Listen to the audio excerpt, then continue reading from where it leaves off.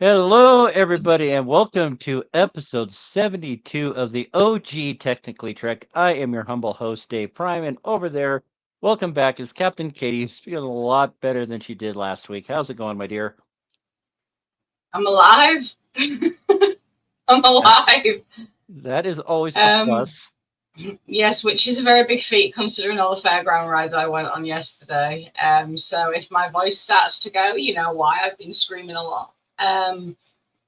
But no, I'm doing okay, and I do apologize for missing last week's show. But I also thank Travis, my absolute darling, for stepping in and covering for me. Yeah, it's always good to have a co-host that knows Trek almost, well, maybe just a little more than I do, but it's always a good thing. And once again, just my week. As I was kind of sharing backstage, I gashed my finger while dislodging the vacuum at the car wash yesterday. Took a pretty good chunk out of it and just like, ow. It was fine for a minute, then it just started getting all bloody and stuff. I was like, ay, ay, ay. Mm. But yeah, I definitely had a bit of a crabby day. But over the weekend, we got a new resident moved into the complex for possibly getting a new internet provider. So we'll see how that pans out. So that's been darn it. That's been my week in a nutshell. Mm. But before I forget, just got to give a big shout out to my our partner W Energy Drinks. I brought the cute little tumbler back. Say I wish he was real because I would date him. But they got I a lot of still great. don't understand that. Understand what? How you would He's date a cute. cartoon? But if you go to w.gg and put in the code TechTrek TEKTREK, most of your purchases, if as long as it's not a bundled product, say all the tubs are good for a month. So just one scoop every day for 30 days. You got a month's supply of energy drinks. It gives you all the pep without the crash at the end. So it's great for watching podcasts. It's also great for when you're like really cranking out the games and whatnot. And and yeah, so w.gg tech trek it is the code, and hopefully my allergies don't just kick the crap out. I just realized I forgot to make one little change. Let's see here. Oh, but also, Dave, according to the graphics, it's episode 73, not 72. Oh crap. That's next week's tag. So whoops. Um, Getting a little ahead of myself. Let's just do that. We'll go. Say when you're in a rush and you don't pay attention to what the frick you're clicking. I just think that my ditziness is rubbing off on you after Quite all these possibly. years. Just blame me. I don't mind. I really don't mind. I say, but so one of the things I did ahead of time. There we go. Hey! A space adventure hour. The early days of the holodeck. It wouldn't be a holodeck episode if something didn't go wrong. Which I mean, things go wrong in a hurry in this episode. But you wanted to touch base on a few things from last week's episode since you were absent. Yeah, I apologize, but I did actually watch the episode last week, and I really liked it. Um, But I mean, first of all, I don't care if it was a production thing for the anti-grav scene. What the hell was going on with Una's hair and makeup? I am so sorry, but that is just that. I was bitching about it all the way through the episode. I ended up having to watch the episode again because I was bitching that much. And but no, I'm really glad that her hair and makeup are back to their usual this week. Because yeah, that was a little bit much. Oopsie. Oh. Um, sorry, I love Moopsy. But yeah, and the what's going on with Ortegas, I knew as soon as she started getting really quite aggressive with her opinions, shall we say. Um, I I knew what she was going to do. I really hoped that she wouldn't. And then when she did, I was just like, no, please tell me you haven't just done that. And it turned out she had. So um, I was very upset with Erica, but I understood it from her point as well. Um, but now I really did like that episode. I thought it was very well rounded. And who doesn't like zombies? I mean, I adore zombies. I really do. That they're just, you know. I think sometimes I actually prefer them to humans. In all honesty, but no, it was a good episode, and I just wanted to mention it. But yeah, now we will concentrate on this episode because I have a lot to bitch about this. And Dave, you are muted, by the way, sweetheart. Damn allergies! How rude. Be removed. Shoot, mush. Yeah, that would be nice. Yes. But let's see, just getting that.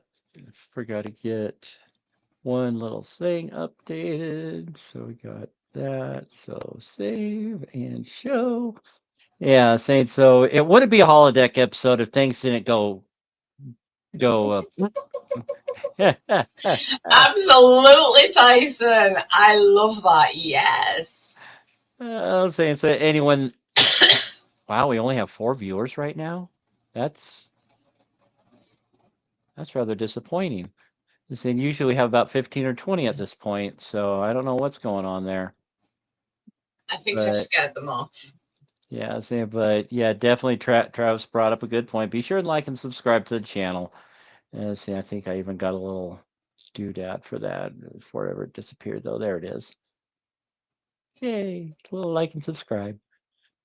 But yeah, we got a couple folks backstage. I was saying, so I am going to bring them all on. Say we got quite a few tonight. We got Zach, we got Travis, we got Tyson. How's it going, gentlemen? Pretty good. Look at my last comment. I'm sure it's not true. I usually scare people off, but I'm just playing. I'm right there with you too, my friend. You know, I was wondering if I scared people off last week. Oh my God, Tyson's here! Zing, zing, zing! 1, 2, 0 Yo, viewers. real quick before we get started into talking about this episode and everything else, I want to give a pop culture, um, a little fun thing because we're all like the entertainment industry and stuff and everything. Just a real quick 3 things that I want to throw out to everybody. Mhm. First of all, last Friday, a little fun fact about Friday to everybody.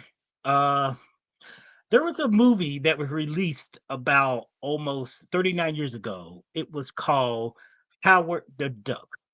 It Mm. turned Oh 39 yes. on Friday. I just Wow. wanted to just throw that little fun fact out there about Howard the Duck movie. Also, too, that same day, way back before Howard the Duck, it was in it was 1981. It was a little known show. It was, I don't know if you call it a show or something, but it was a show. It was debuted as music TV. It's better known as MTV. It you know it debuted back on August 1st, 1981. And on a sad note too, just want to give this out to also the other day, Lonnie Anderson, who is famous for being on Cincinnati, what's it, WKRP WKR. in Cincinnati. She passed away at the age of 79, and she was best known for her character from the some must not ditzy character from the secretary and stuff. She was also best known for public. She had a romantic relationship with Burt Reynolds. If anybody who knows Burt Reynolds, he was in Smokey and the Bandit and stuff in the movie in 1974 movie called Smokey and the Bandit and stuff and everything else. She went on to still. She was up until her last day and stuff like that. She was still acting and stuff and everything. So I just want to throw out those little three things about what's going on in the entertainment world right now and stuff and everything. Family thanks, Guy did a Travis. little bit on that too, with Lonnie Anderson and what's his name, Smokey and the Bandit, as I recall. Reynolds. Burt Reynolds. Yeah, there was also today is the 235th birthday of one of our military services. I wonder which one. Which one would I have that kind of trivia on? The Navy. Yeah, the Navy. Close. Coast Guard, of course. Oh, the Coast Guard, of course. 235th birthday today. It was started as the U.S. Revenue Cutter Service in the year 1790, which later there was U.S. Life Saving Service, and then in I think it was in the 20s, the two joined, the Revenue Cutter Service and the U.S. Life Saving Service, to become the United States Coast Guard. So today is their 235th birthday. Happy birthday to them. Okay, Really excited about that. And by the way, the very first video on MTV was Video killed the music. The Video Yeah. killed the Video radio killed the radio star. Yes. Video killed the That radio was- star. One of my, and if you get a chance to Mhm. watch watch Sing It Live. This is an Australian group. Type Sing It Live, Video Killed the Radio Star. You will hear the best rendition that has ever been made. Better than the original. I guarantee you, better than the original. Sing It Live, Video Killed the Radio Star. And actually, going along those lines, listening to Sirius XM, it's actually came out. It says that song came out in 1979. Yes, it was a couple years old when MTV launched, but there had been music videos prior. There just never been a channel dedicated to music videos. So the Beatles had videos back in the 60s that you could watch a video, timed to their song. But really, it was the 80s, the year of the music video, when they got serious. Really cool. Yeah, but this episode real, had real, real quick too, before you go on, Dave, and stuff like that. The actor that played Howard the Duck, he passed away back in May just recently and stuff and everything else. Ed Gale, something like that. He passed away. He was 61 years old. And I actually have a steel-bound copy of the Blu-ray of Howard the Duck. I picked it up, I think, on the couple of years ago now, or it might have been last year. I forget. I saw it and it was on sale. It's like, yes. I was never a fan of that movie. Or you could say I don't give a duck. I just wasn't. But I do have to ask you though, Katie, did you watch this episode last week at all? Did I watch? Sorry. Did you watch last week's Technically Trek? I haven't had a chance to watch it yet, sweet. I will be honest. I was properly broken that episode. I had to mute and everything. Yes, he was. I was laughing so freaking hard. Me and Zach. Oh, we broke Dave. I'm definitely going to have to watch that. I've got a few things that I need to watch on YouTube, and that will be my first. Wait a minute. I You think guys it's were roughly- laughing so hard that you had to mute Dave. You weren't showing pics of my body part, were you? I sent those to you, Travis, in confidence. I better not see them on the episode. No, it was about at the 1 hour mark. So, but dang, we got to start talking about the episode because we're down to 2 live viewers right now. Good grief. So there's definitely a lot of subtle cues in this episode that I've kind of wrote down as the episode progressed. But just right off the bat, the final frontier, as they called it, just the over the top Kirkism. Paul Wesley, oh Katie. I mean, he like oversold the Shatnerisms with all that the talk and He the did. It hair. was almost like he were like proper taking the piss out of Shatner, and now I had to laugh at that. But that is one of the main reasons I don't like TOS. But And it was brilliant. It really was. I mean, I don't like Paul Wesley. I really don't. But I had to laugh at his performance so much because he was just so brilliant in that. And I actually take my hat off to him. yeah, then of course when in the quote unquote bloopers at the end credits where he tried to do the Riker over the command chair and the chair just broke. Yes, I love that. And the fact that Jonathan Frakes directed the episode. I was trying to do research to see if that was intentional or if he just did it on the fly, because Jack Quaid, he did the little Riker maneuver on the saddle in Pike's office, so it was not scripted. So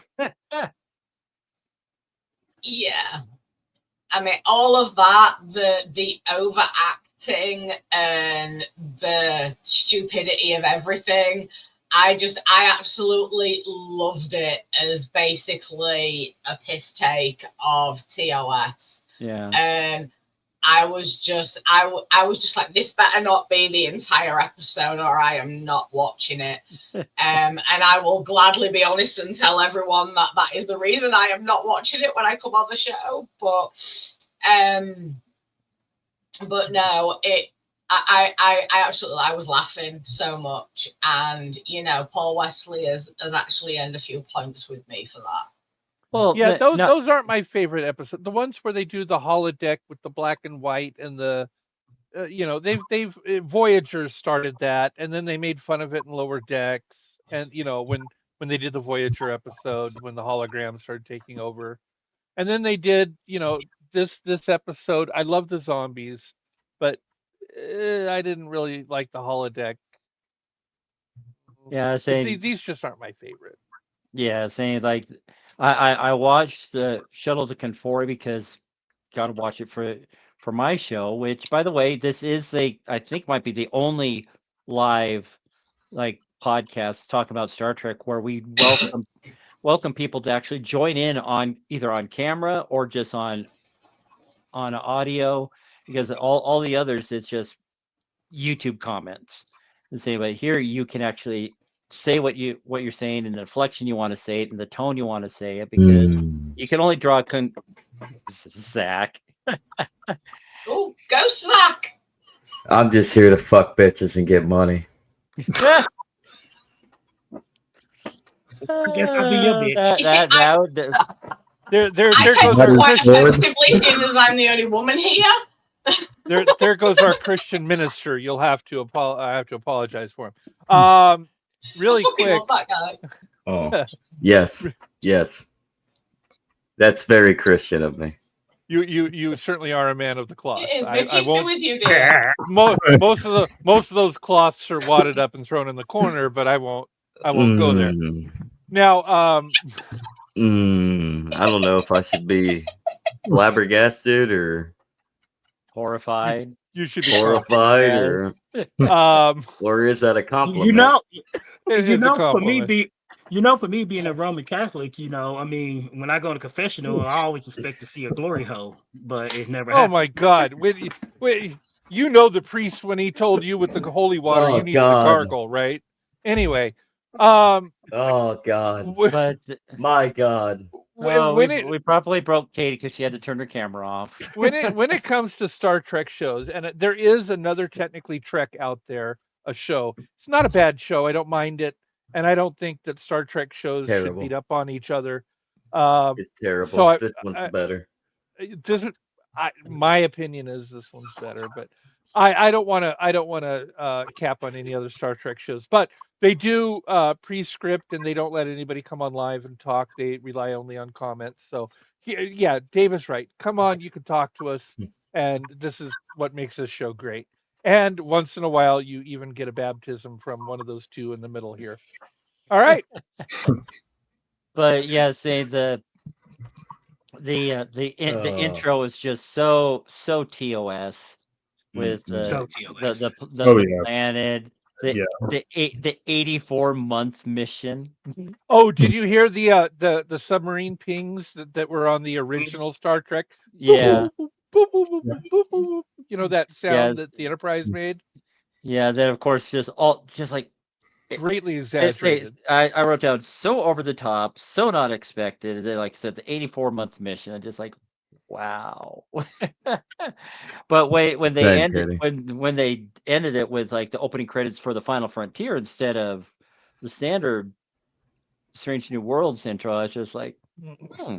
But then when they went to the Enterprise and their Pike's kind of giving the heads up on the recreation deck, which is a total rub with the animated series because they did have a holodeck episode there where again things went crazy, things went awry.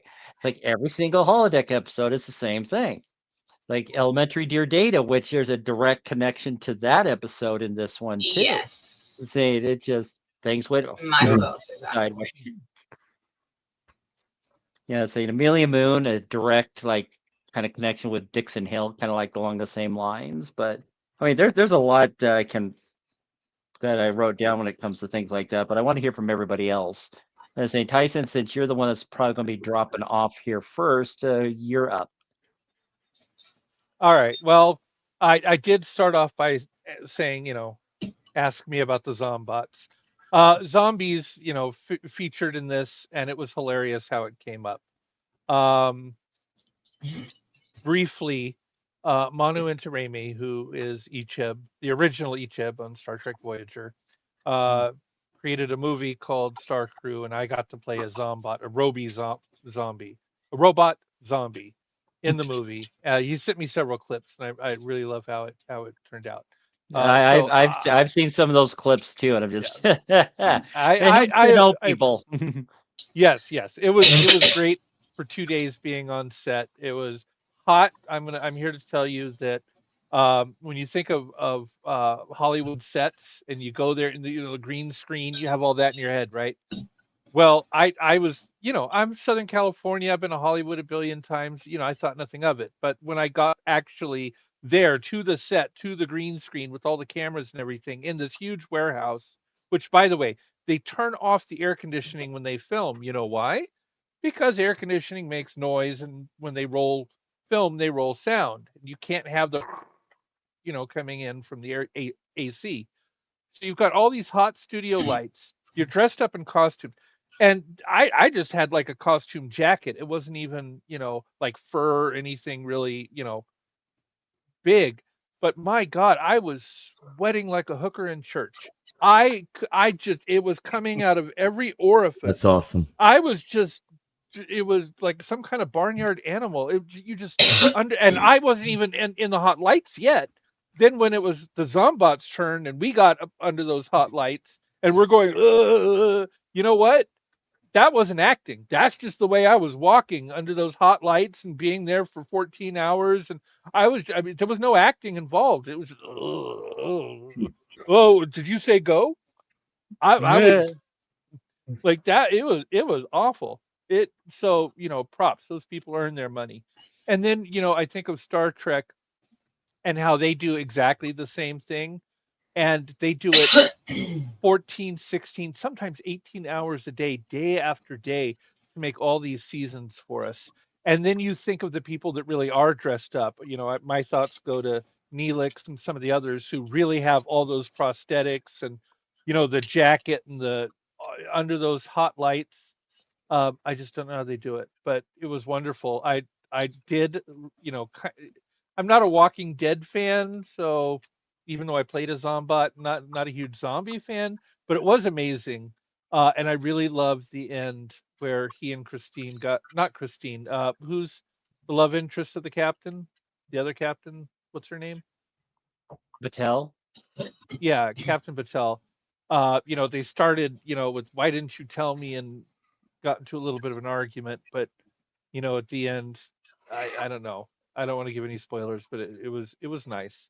I can't wait for the next episode. I'm really excited. What today's Monday? Was it 3 days? Yeah. 3 days to the next episode. But what about the episode that we watch for tonight? What are some of your thoughts on the opening bits of it? The opening bits of the Thursday night episode. No, the one that we just watched, the Space Adventure Hour, with the Final Frontier and the introduction to Pike wanting La'an to test out the holodeck. Oh, those are not my favorite. Again, I'll say those are not my favorite. The holodeck ones, they're just so campy and blah. And I didn't like it when, it was Voyager and Captain Proton. I think that's what it was. And Arachna. And I was like, Arachnia. Arachnia. I was like, oh my God. Is there something else on, like Hollywood Squares, like anything? It's just But like I don't know. I don't like those episodes. Yeah, The ones where they go back in time and make it campy. Now, I do like some holodeck episodes, like A Fistful of Datas was, a great episode, TNG. I'm just not huge on the campy black and white. This wasn't black and white; it was color, but it was still very campy. Oh yeah, I mean, I honestly got a lot of shades of Blue, the movie, watching this one. I don't know if know you it guys wasn't kinda- another Shades movie that you were talking about. Yeah, Not but 50 so Shades. kind of putting and then with I should have wrote down all the characters that they were playing, but the character that Una was playing was supposed to be loosely based off of Lucille Ball, who is the godmother of all Star Trek, and saying so. I got a bunch of Desilu vibes watching them bicker backstage, and of course What again was with her hair? It was like the Princess Leia bun, but it was on top of her head. I it mean, was that It's Una Elsa. hairstyle. 60s. It was based in the 60s, so. But that Like she could have unraveled that like Rapunzel and used it as a rope. It was just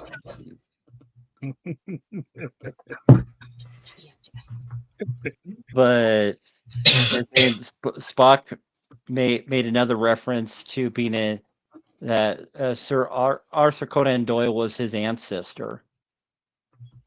Which I mean, he mentioned that before, not in so many words, in Star Trek VI: The Undiscovered Country as well. I knew I'd heard that before, and I didn't know where I'd heard it, and that's probably because I blocked out the majority of TOS. But yeah, that did ring a bell actually.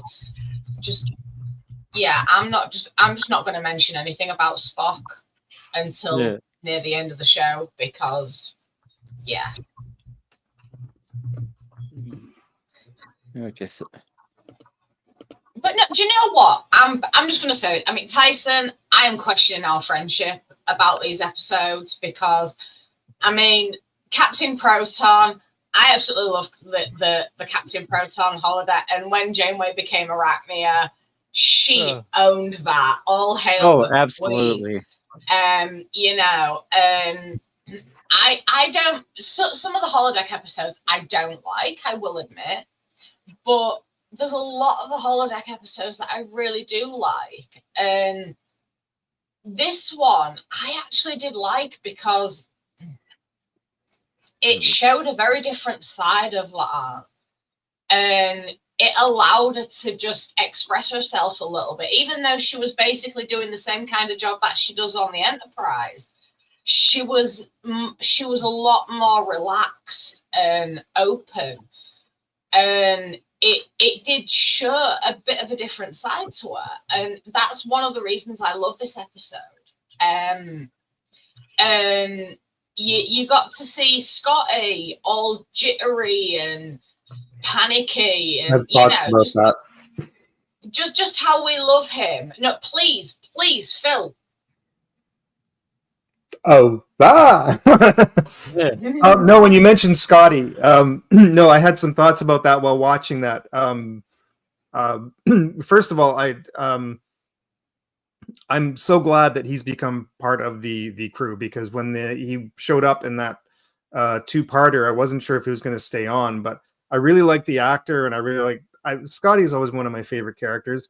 So it's glad that he's on there, and he works so well with what's her name? The fact that he's kind of yes. But I'm wondering if like they've made him kind of jittery and questionable, and I'm wondering if he's going to slowly. I'm hoping the writers do this and do something with this, but if he's going to sort of earn his reputation as the miracle worker. I'm seeing some of that right now, even these early episodes of him in there. That's what I'm wondering, because we all know that Scotty, he's always kind of told the captain that things are worse than what they are, so that when he did finally correct it faster than, like, it's the captain would say, we need this in the next couple hours. This is going to take me 3 or 4 hours. And the captain's like, we don't have that much time. And then he ends up fixing it like way sooner than expected. And Scotty, you're a miracle worker, and he kind of does that on purpose. So I'm wondering if he's slowly going to develop that through the course of the show, that he. Yes. Yeah. What about some of the original? Sorry, really quick. With some of the original, like Dr. Philip Boyce was the doctor on The Cage, right? Mm-hmm. He was the ship's doctor, the one who brought Pike a drink. And well, right now we have Dr. Mbenga. So at some point before Kirk gets the Enterprise, Dr. Boyce is going to have to show there. up. You think they're going to do that? I'm wondering. Yeah. Well, we still got 2 more. We got another 16 episodes plus the 5 or 6 more. Yeah, 6 more this season. So there's time. And I think I've read that there's going to be doing time jumps, because just between episode 1 and 2 there's a 3-month jump. So they're probably going to do more jumps here in the future, most likely. Yeah, can I just point something out? As much as I've blocked a lot of TOS out, The Cage came before what we're seeing now. Yes. Yes. Yeah. That was. That is true. So we may not see that doctor person that Boyce, Tyson was just on about, because he came before Mbenga. That is correct. Kudos to you, Katie. Okay. Yay! And I only remember because the only thing that saved my sanity after watching The Cage is the connecting episode in Disco Season 2. That is the only thing that saved my sanity when it came to The Cage. But no, I just want to expand a little bit on the Scotty situation. Which just by the way, which by the way, this is the first Scottish actor to actually play Scotty. Yes. I think it's great. I got that. Yes. A true Scotsman. You see, I mean, I love Scotty. I've always loved Scotty, to be quite honest. He was the only reason why I was able to tolerate watching TOS when it was on at other people's houses, because I absolutely adore Scotty. And when he turned up in Next Gen, and even the Kelvin timeline, I mean, the actor who played him in the Kelvin timeline, I absolutely adore that guy. And he played Scotty so well. But one thing that I'm really loving about the actor who's playing Scotty in Strange New Worlds is from what I remember from TOS, like I said, I have blocked a lot out, but from what I remember from TOS, Scotty always likes to work. Scotty thrives under pressure. because and that stems from his past of being so uncertain of his abilities. And the more time he has to do something, the more he ruminates. But when he's under pressure, he doesn't have as much time, so is a lot more on it. What we're seeing in Strange New Worlds at the minute is very early on in his career. But we're seeing that we've seen little bits of everything, like when Pelia came running in and was like, oh, they're here, do you know, the ship's under attack, and he just like he'd been trying to get this thing sorted for so long, but as soon as she came running in with an emergency and he had to have it done there and then, he got it done there and then. Whereas in this episode, it was a little bit more scatty. And that is one thing about Scotty, is that he has a lot of up and down moments. But when it comes down to it, he is on it. And I can't remember his name, who plays Scotty in the Kelvin Timeline movies. Simon Pegg? Yes, Simon Pegg, thank you. Because I absolutely adore that actor, and he kind of embodied both sides of Scotty.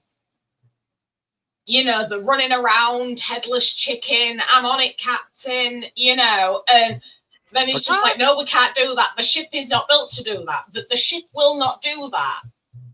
And then like Kirk's just like, I know you can do it, Scotty. And then he's just like, oh yeah, I can do it, cause I can fucking do it. You know, he's just like really being like really sarcastic, but it showed like a combination of his confidence, his abilities, but also his scattiness. And I can see that in Strange New Worlds, Scotty, and I absolutely adore that we're seeing that. And I know that we're going to see more scattiness, but we're going to see more of what we saw before as well. Like I said, when Pelia came in and put him under pressure. And I'm very excited to see his journey. Because he's adorable. And if anybody says he's not, they can piss off. Because he is adorable. He really is. I've always loved Scotty. Yeah.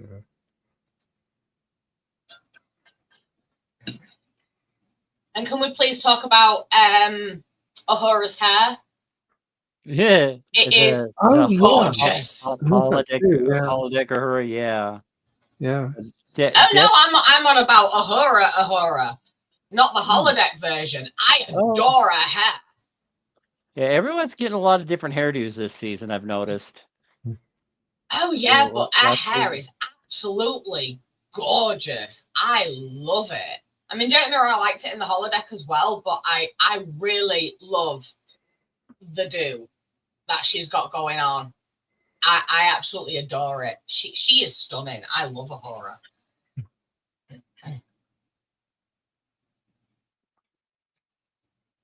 But yeah, we won't get into that. But, she's hot. There, I've said it. I forget which character it was, but when Spock came along, and one of the characters that I wasn't expecting a pajama party. It's another clever dig that was called out a lot of times on Next Generation. So you're wearing pajamas. What the hell? Yeah, I caught that.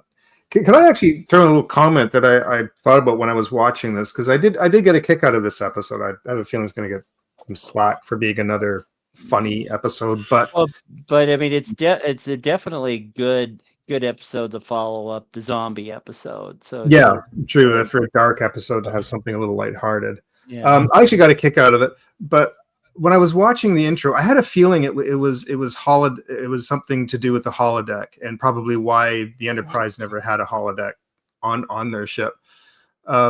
But the costumes, when they did the whole set and the costumes, I thought the lighting was definitely very 60s, because they always had those sort of colored lights in the hallways and everything. But the costumes gave me vibes of something even before the 60s. The costumes were very sort of 40s, 50s.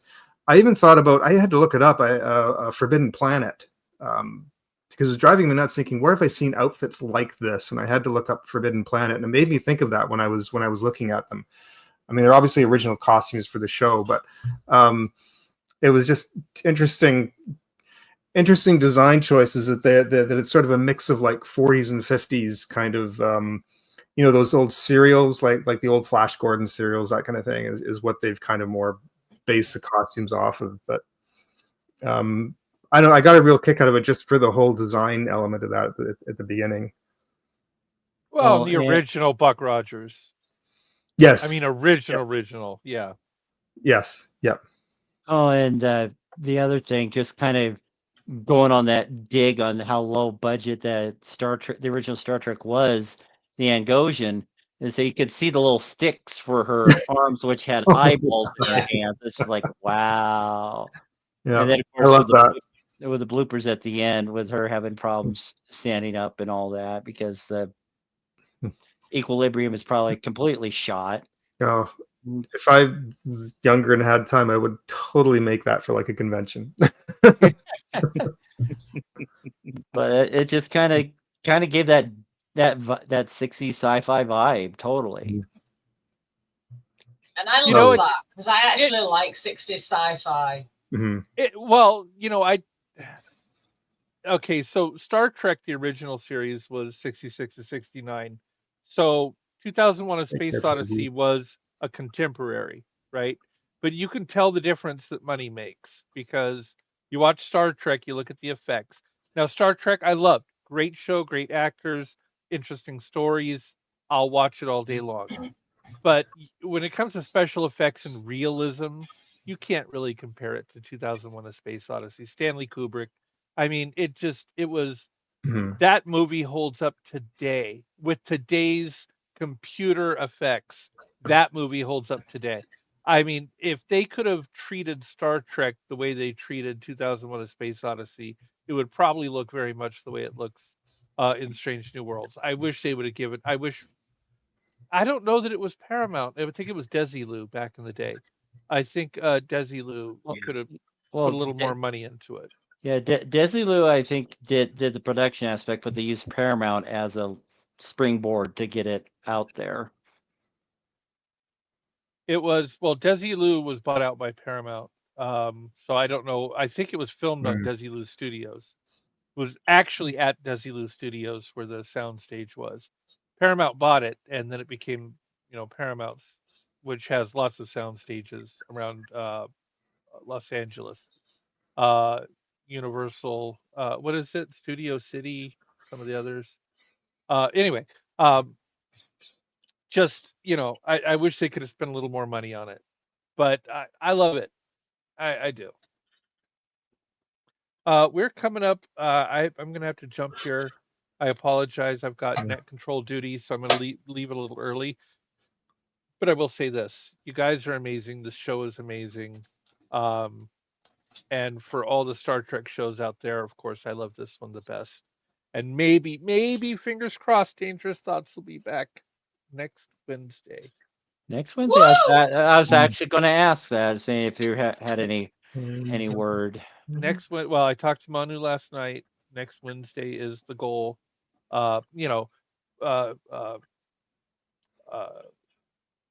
His life partner, Heterosexual life mate. Yes, is still in a very delicate state, so things are still, in flux. But it is tangentially, I'm sorry, conditionally, it is still next Wednesday.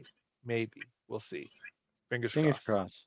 Anyway, I'm hoping Valerie makes a full recovery and everything works out. Me too. No, just from the videos I've seen from her, she's definitely, after 3 cardiac events, she's doing outstanding, I think. Well, I mean, you actually live in the city and could drive there and see them. I can't, so you have an advantage over me. I haven't had that opportunity yet, but that's something I should probably talk to Manu and maybe do.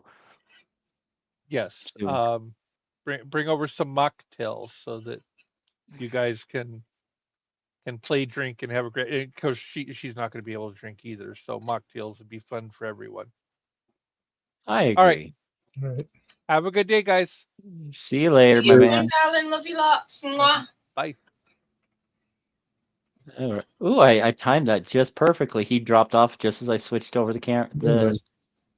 Yeah, saying so. That's one thing I might try and do one of these days is kind of like play up with the cameras and whatnot for the spacing, but yeah, the saying the way the characters were digging at Paul Wesley's Kirk character that he is a chauvinistic egomaniac. Hmm. See, that's like a Oh, yes. total rub. I immediately thought, oh, gotta mention that. Katie will like that. Just saying how much of a prick that. I saw it when they cut to sort of the behind the scenes kind of thing, and he was behavior that way. I was like, oh my god, they really went there. Not even just the behavior in shot, but even behind the scenes. And I I'm was so like, glad oh. they did. I'm so glad they did because I was laughing so much. And, Yeah. you know, I mean, as I've said, I don't really like Paul Wesley. I don't know what it is about him. There's always been something there that I haven't been able to put my finger on. And I don't like him. But he earned some points with me in this episode for how he basically took the piss out of Shatner's acting, because that's what he was doing. And all right, fair enough, it was scripted that way, but he sold it, and I absolutely adored his performance. I cannot praise him enough for it. And yeah, so he's earned a lot of points.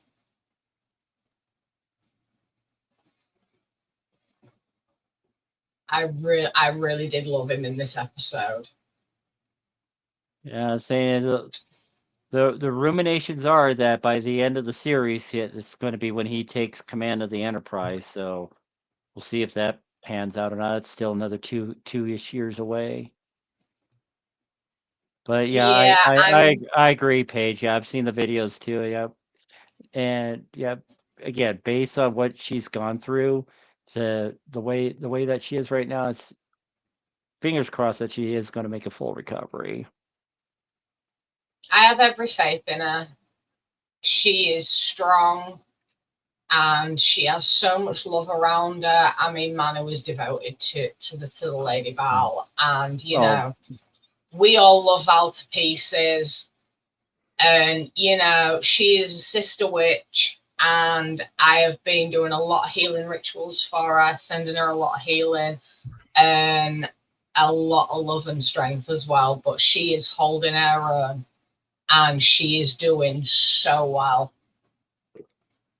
But that being said, there's still just a few days left before I guess GoFundMe has a timeline for how long you can have a campaign on their website. So there's just a few days left before they have to shut it down.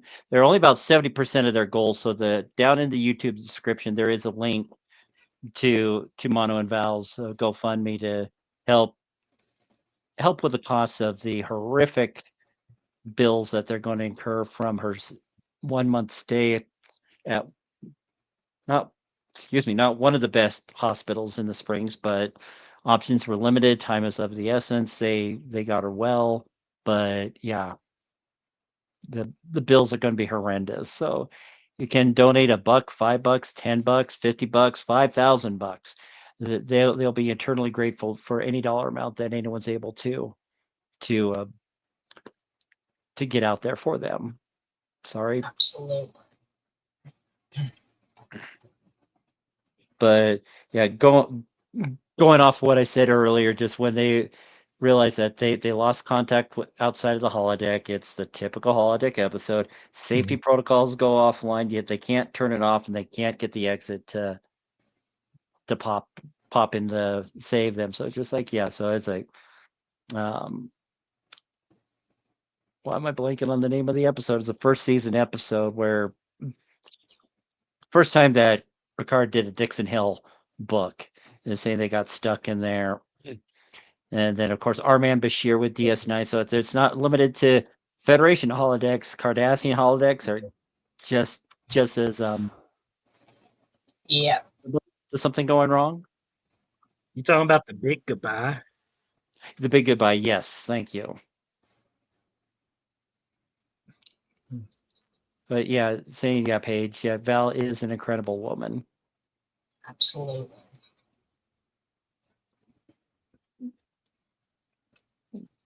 And she loves Mono to death, and she loves sci-fi to death too. So yay!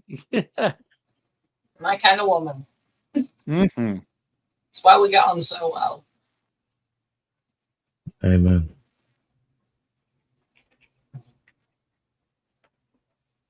But no, I like a good mystery. This episode really did turn it around, because I don't.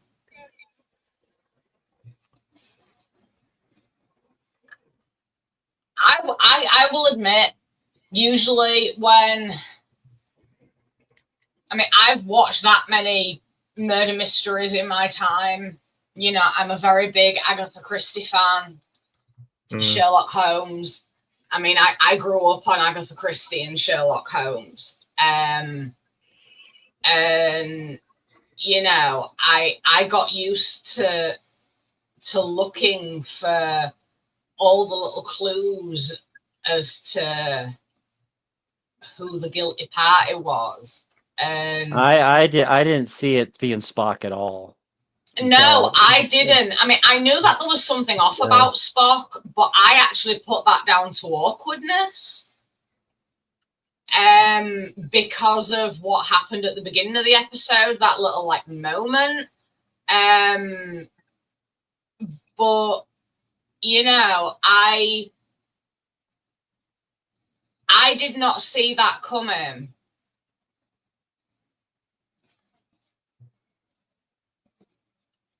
Yeah, absolutely. I think Canada's kind of the same. Phil can speak to that. Somewhat similar. Yeah, it was somewhat similar system.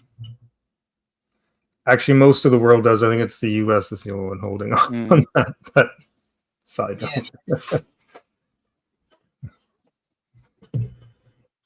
But no, I really didn't see the Spock angle, and I'm actually really disappointed in myself that I didn't, because it's very rare that I don't see the twist at the end. But that like I say, the way he was throughout the episode, like how he was on the holodeck, I really did put that down to awkwardness after what happened when they were dancing at the beginning of the episode, and knowing that she was a little bit awkward around him as well. You know, it. Oh yeah, absolutely. Absolutely, but Zach. But yeah, it was a very. Oh, definitely. Everyone needs to watch that series. Sorry. Sorry, I love Sherlock and I love Benedict Cumberbatch. But no, I did like the twist at the end. I really did. I did. And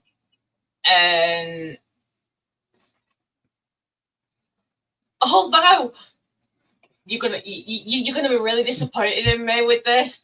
Do you know when Spock got shot? Yeah, a hollow Spock is the way I've dubbed him. Yeah, when Hollow Spock got shot, I'm just like, why the hell is there a massive green splodge on his arm? I was sat there for a few minutes trying to work it out, and then I remembered his Vulcan. Oh, Katie. A really big, like, ditzy moment, and I'm just like, please don't tell me that my migraine is interfering with this, because honestly, well, actually, no. I actually thought I was hallucinating because of my medication. I've had a few incidents with my restless leg medication where I've actually hallucinated, and I'm just like, okay, people don't bleed green, and I was just like, no, this isn't. This is happening. What's gone on? And I'm just like, was it some form of like splurge gun? Or something, and then I remembered that is actually Vulcan, and Vulcans bleed green. So yeah, I had a very ditzy moment with that. So yeah, I just thought I'd share it with you to give you all a laugh. But no, I did like that twist. But I do love a good murder mystery, and I think that they were trying to like convince everyone that it was. I can't even remember the character's name. Holodeck, I call him. With how shady he was being, and with no, Data won't be in Strange New Worlds. Did you mean it episodes, perhaps? But yes. Yeah, no, yeah, I mean, well, Sung, a version of Sung might show up, but I doubt that he's gonna show up in anything like that. Yeah, no. Data, this is like way before Data's time, I think. But no, I think that the way they were pushing it, is not a chance in hell.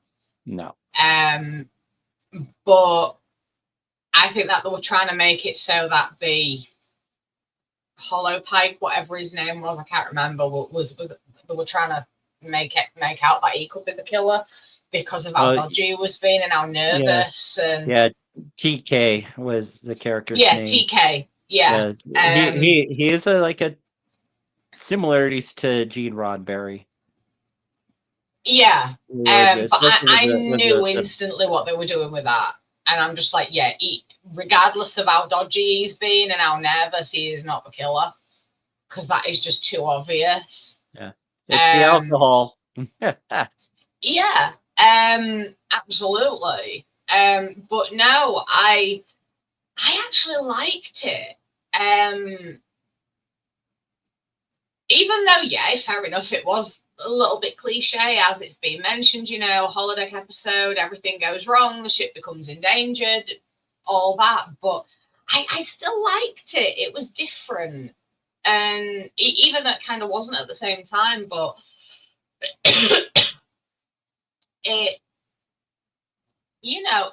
kind of added a bit of backstory to the holodeck. And that's one thing that I really did like about it. And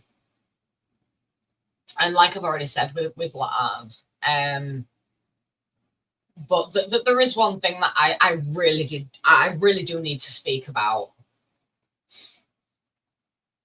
That kiss at the end. Now, I really wish that I'd have mentioned this before, but when La'an was teaching Spock how to dance? Yeah. Sorry, got an itch in the ear. I could see how close they were getting, and I'm just like, please don't tell me they're going to go down that route.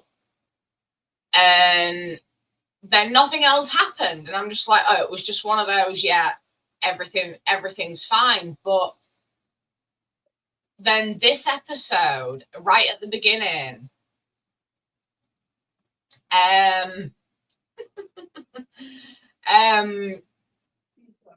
right at the beginning when they had that like moment when they were dancing, again, I was just like, please no. And I'm just wondering where they're trying to take this, because I don't know how I feel about it. I really don't. And I would like everybody else's opinion on this romantic moment between Spock and La'an. Yeah, I'm there. Because I mean, there's always been like a a level of tension with Spock and Chapel when it came to the original series, but at that point they've developed a distance emotionally and professionally by the time the series rolls around. Even though Chapel still has yearnings for Spock, Spock never really reciprocates on that. Yeah, I'm just.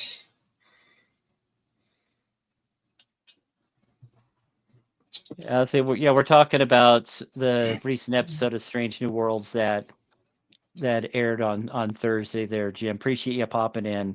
Now, once new episodes of Strange New Worlds comes to an end, we're going to go back to either talking about characters from that era, as well as episodes from Next Gen, typically Next Gen, DS9, Voyager, and Enterprise. The Berman eras, I like to refer to it as, because that's what I grew up with. That's what I like. As much as Katie hates it, I'd love to maybe talk about at least one or two TOS episodes, ones that I personally think are top notch. Are you trying to torture me? I mean, well, either our that friendship mean that little to you? Well, Travis can we fill. Well, yeah, but I know. But I mean, it's hard for me to watch a lot of those TOS episodes. But I mean, there are some that really, really hit home. Travis has given a double thumbs up. So if you want to have him fill in for you as co-host that week, that's something to discuss. That's something to discuss backstage. Do you know what? Just because I love you so much, I would be willing to do maybe 3 episodes on TOS, and I will actually watch those episodes only because I love you so much, and only so that me and Travis can have a very big debate on it, because me and Travis really do clash very lovingly, of course, because we love each other very much, but we clash so much over TOS, and that would be fun, actually, to see me and Travis go at it about TOS. Yeah, saying so. Like number one, probably let that be your last battlefield. That's a good episode, because I mean, it took me 6 months before someone actually told me that my dog that I had was a Star Trek dog, and I was just, what are you talking about? I looked at her, it's like, oh my god, I do. if I'll try and I'll pull up a picture of her here. That Balance of Terror might be a good one, since that was one they kind of sort of semi recreated in Strange New Worlds. Yeah, that would be. As long as I don't have to sit through the cage again. No. Was it Troubles with Tribbles? Oh, that's a fun one. Trouble with Tribbles is a fun episode. Yeah. Trouble with Tribbles. I'd be willing to watch that one. That'd be a good one. Because Tribbles, cute. Well, only because it ties into Deep Space Nine. Trials and Tribulations. Yes. Trials and Tribulations and stuff. I was about to say. You could be like, wow, and stuff. Real quick, because I've been kind of quiet and everything else, not to get too far from everything. I'm right there with you, Katie, about I don't know how you guys feel. This whole thing with let's have this love interest, and I know Dave touched on about, because in the TOS it was him about Chapel. They teased about Chapel and Spock. Now they really went at it with this in this series. It seems like they're trying to force.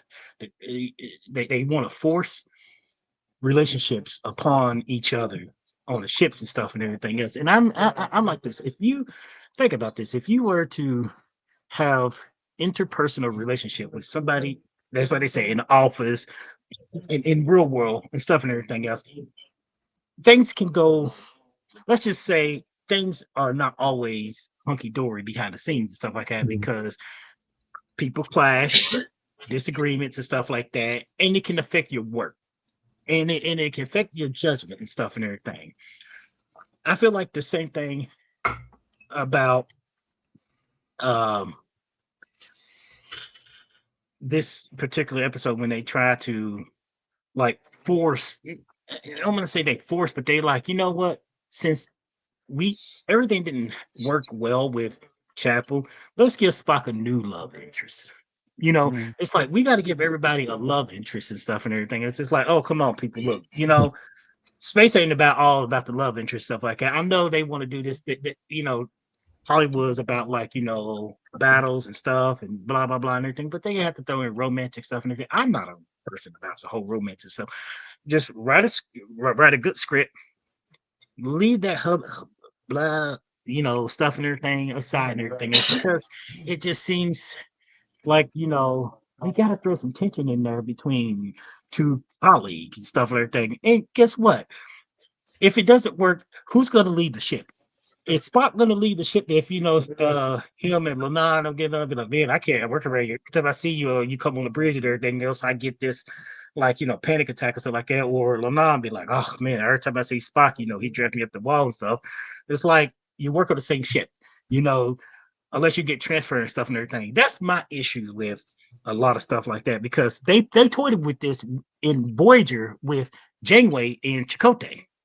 I'm glad that they left that alone. I'm like, oh my goodness, thank you, because having the captain and first officer in a romantic relationship it's just way. I know they got close. By the time the series ended, there was an episode where he told her, because they had to go through the whole time thing and stuff. He told his past Janeway about how close they get. But he said just there's some boundaries that they don't cross. They become very close. They trust each other. They they care for one each other. But they leave it at a certain point where they don't cross that threshold. And I was so happy with that. They played that really well. And I was so happy to see that at that time. So I'm like, oh, y'all forcing it. Y'all, the writers are trying to force, Spock to have a love interest on the ship. Everybody have to have a love interest on the ship. It's like, is this a ship of exploration or is this a ship of humping? Is everybody going to be humping from one star system to another star system? Oh my goodness, I fell over top on you and stuff and everything. No,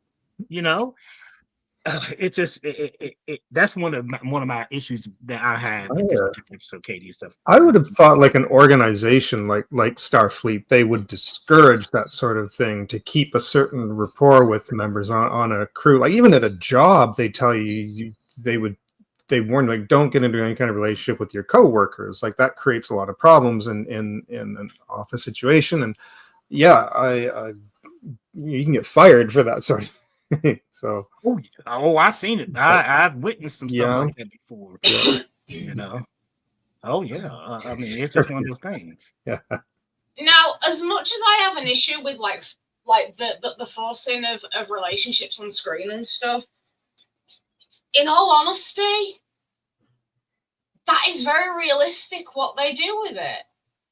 Because if you think about it, like, I mean, as glad as I am, I'm very with Travis on this. I'm so glad that they left the whole Janeway Chakotay thing alone.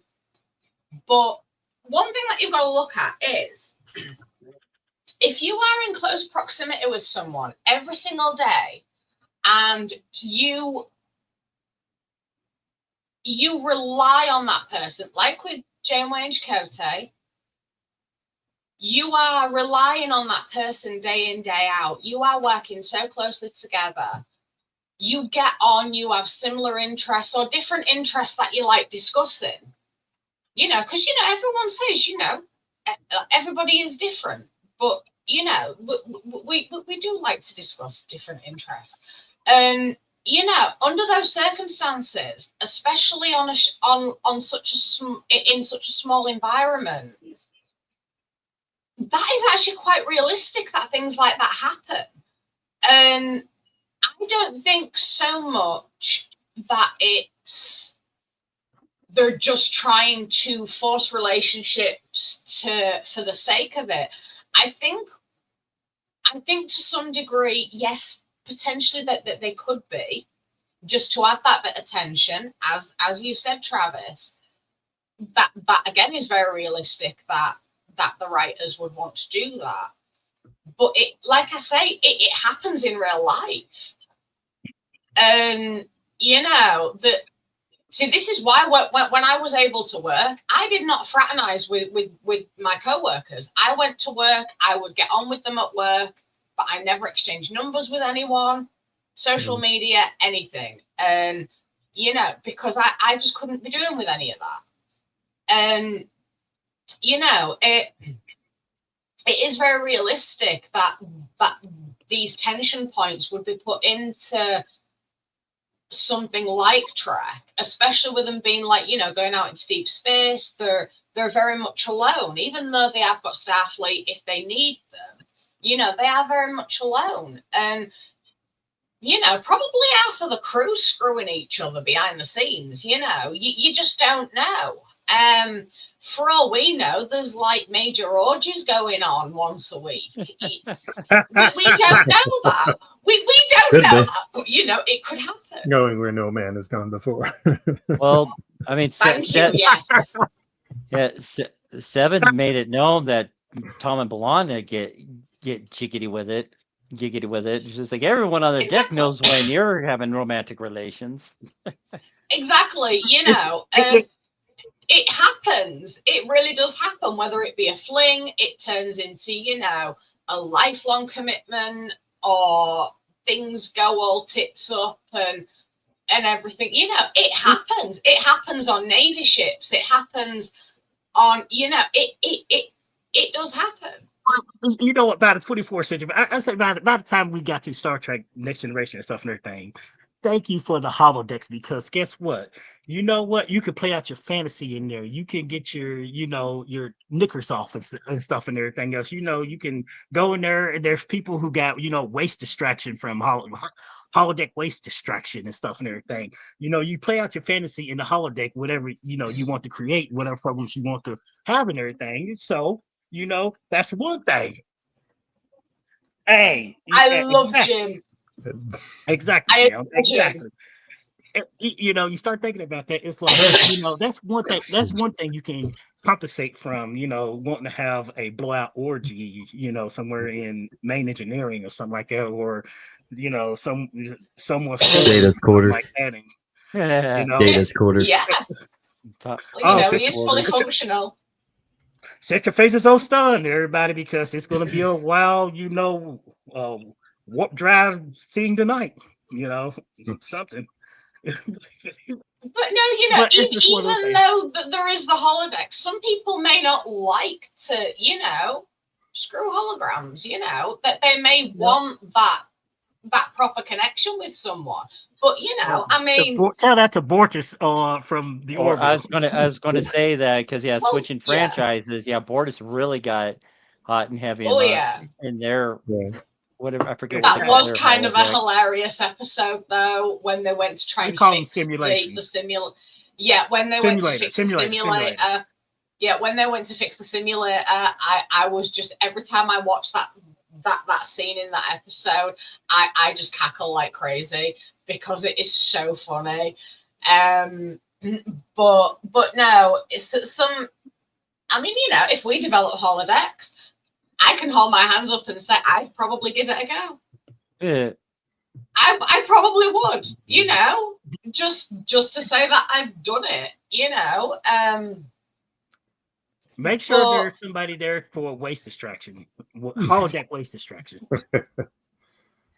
But Jim fully admits to having Barclay syndrome. That's what I call it. Just like, holo addiction is a real thing. I would probably need help too, especially with someone dealing with sobriety, finding other outlets to kind of deal Holo with addiction. that. You talking about holo addiction? Yeah. Barclay syndrome.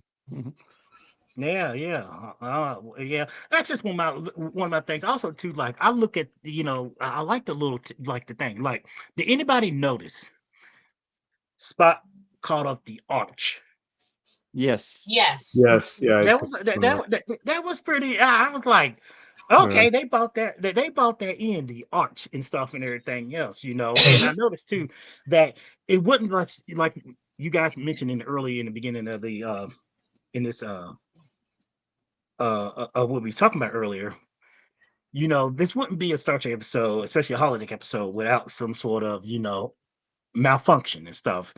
And I suspect the malfunction happened because they was they was basically studying a neutron star of all things, which, you know, a gamma ray burst. It's like, really, a neutron star giving off that much radiation is not going to interfere with, the systems on the ship, especially with this brand new technology that they're testing out and stuff and everything else, just to see stuff like that. Lucky, I mean, it was the point of seeing whether this, a holodeck is something that is for long-term exploration, is something to help give relief for long-term exploration and stuff and everything else, But we saw too on the panels, or I should say the consoles or the display, to that the holodeck was the reason why the ship system was going haywire and stuff and everything, because it was draining all of the Yeah. program. The program was draining all of the necessary computer power to function, for them to function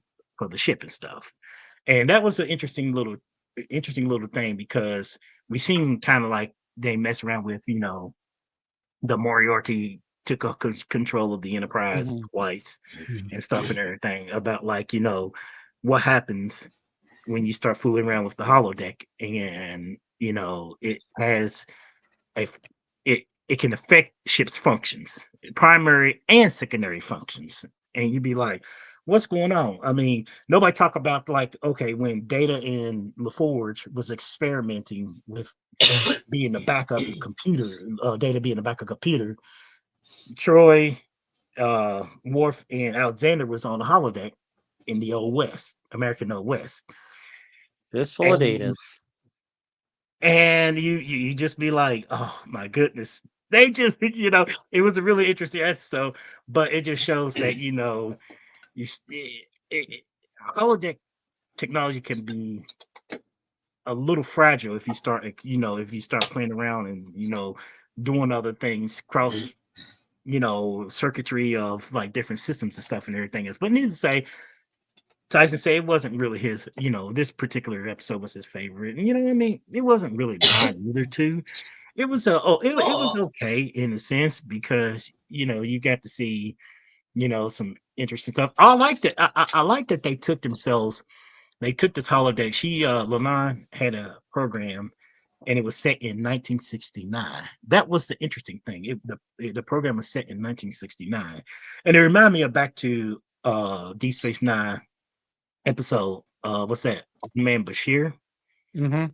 and Hmm. it reminded me of him playing basically MI, what's that, MI6 Yep. Yeah. agent, and stuff, British agent and stuff and everything else. And Garrick happened to, basically broke into his hollow program and stuff. But it was set in that like little time era too and everything else, which was pretty interesting, that to see that sometimes when they go back to these little tropes, it goes to show you too, like they mentioned Captain Proton. Tom Paris Hmm. said, I remember he said it was interesting to see how people back then thought the future was supposed to be. Just as we look in the 1960s, like Star Trek, of course it was a different time, the Star Trek with Gene Roddenberry now, how they perceive to what Star Trek, is. And we saw all these like, crazy set stuff like that, like they showed in the beginning of this particular episode. And it was pretty interesting to see, the bulkiness and just the overly acting, in a sense, not just from Paul, from Wesley, what's it, Paul Wesley, whatever his name is. Yeah. And it was just interesting to see, you know, the take that we look back on it and be like, wow, they had a very, you know, misunderstanding of what, the future could possibly be, because, we have an understanding now of what, 100 years from our time, what 100 years could possibly look like for space travel and stuff and everything. We have a better understanding to make shows that look better and everything else. And I really thought this particular episode did well with how they vision. They went from the past and the vision from Lalonde. Of course, it was a mystery, a murder mystery, solving holodeck program and stuff and everything. But I like the style that they set back, like they went back to of the 1960s and stuff and everything else. With the so-called beehives, and they didn't have no The butterfly collar, but that was in the 70s and stuff and everything. But like, just the, you know, what the style was in the 60s and stuff. And I'm so sorry I'm talking so much, because I know other Hey, people want to talk. th that Zach, I know you. Can I just ask? Not necessarily ask a question, but just bring some up. After what happened in this episode, it explains a hell of a lot as to why the holodecks were set on a separate like power system. Yes. And Yes. that for me, that the problems of this episode, because the holodeck was like directly linked to the Enterprise power systems, that was the that was what caused the problem. Whereas I think that if it may still cause a problem, but not as much of a problem if it had have been like the holodecks that we've grown accustomed to, because they have their own separate power systems, Independent power source. Yeah, and that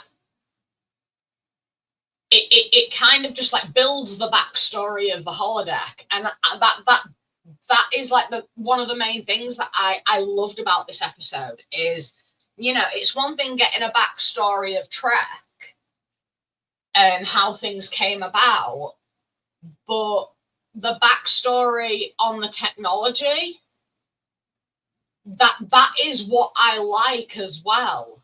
And I mean, in Enterprise, we got to see a bit more of the backstory of the transporters.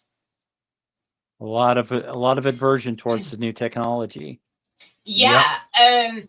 It's like present day problems, you know, and like people that are worried about new technology become too reliant on technology, become addicted to technology. You know, it is all real world problems in our time. Yeah. Yep.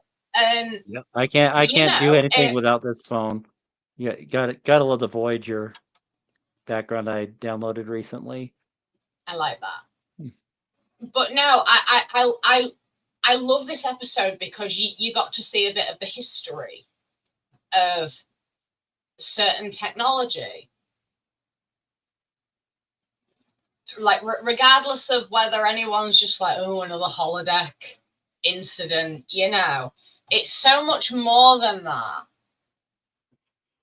And I liked that about it. Well, but and that, you know, definitely ties in that, like Scotty was saying, he had an idea to make the holodeck power supply a completely separate system from the rest of the ship, so what the crap that happened doesn't happen again.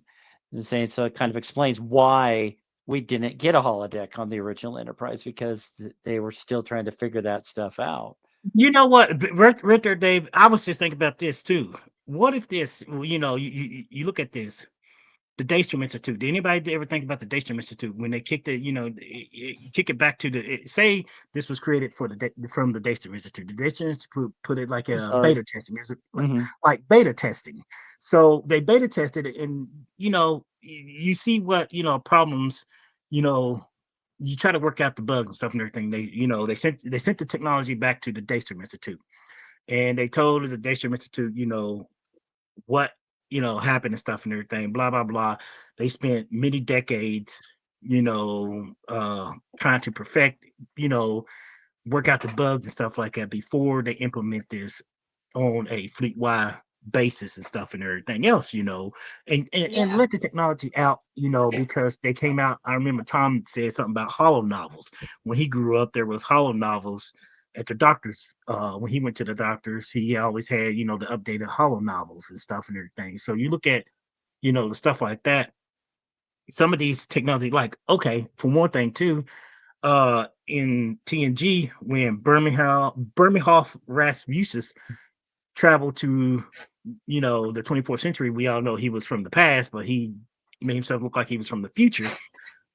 He gave the crew questionnaires and stuff and everything else, and he asked one of the things about, like, you know, the 22nd century and stuff and everything else. I remember Riker mentioned, and Crusher mentioned too, like about like different types of early days of new technology that was still in this early development and stuff like that, like force field.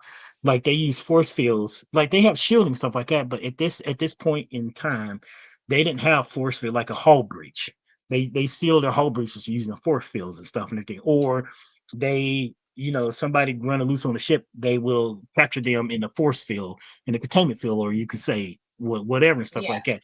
Those kind of little things you never seen, because the Daystrom, to me, it's like the Daystrom Institute is still experimenting, and Starfleet is still experimenting in the early days of that kind of technology and stuff like that. And they still using too. I remember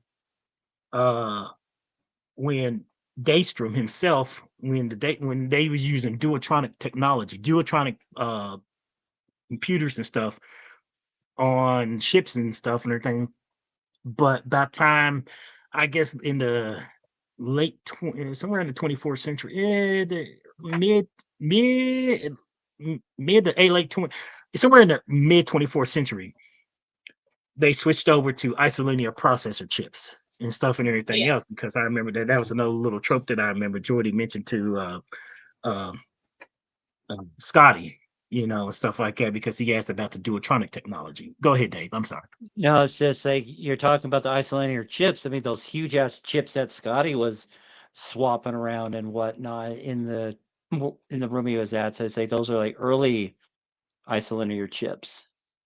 Those is like those are like type of what they call them, duotronic, like a type of duotronic chip, because they made, by the time the duotronic chips or the isolated processor came along, they were really small, and they was like the size of a credit card, you could say, and stuff. But like size. you could say that those were like duotronic chips, at that time.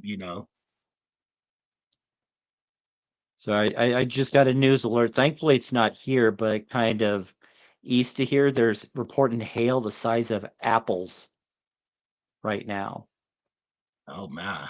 Yeah, that is no bueno.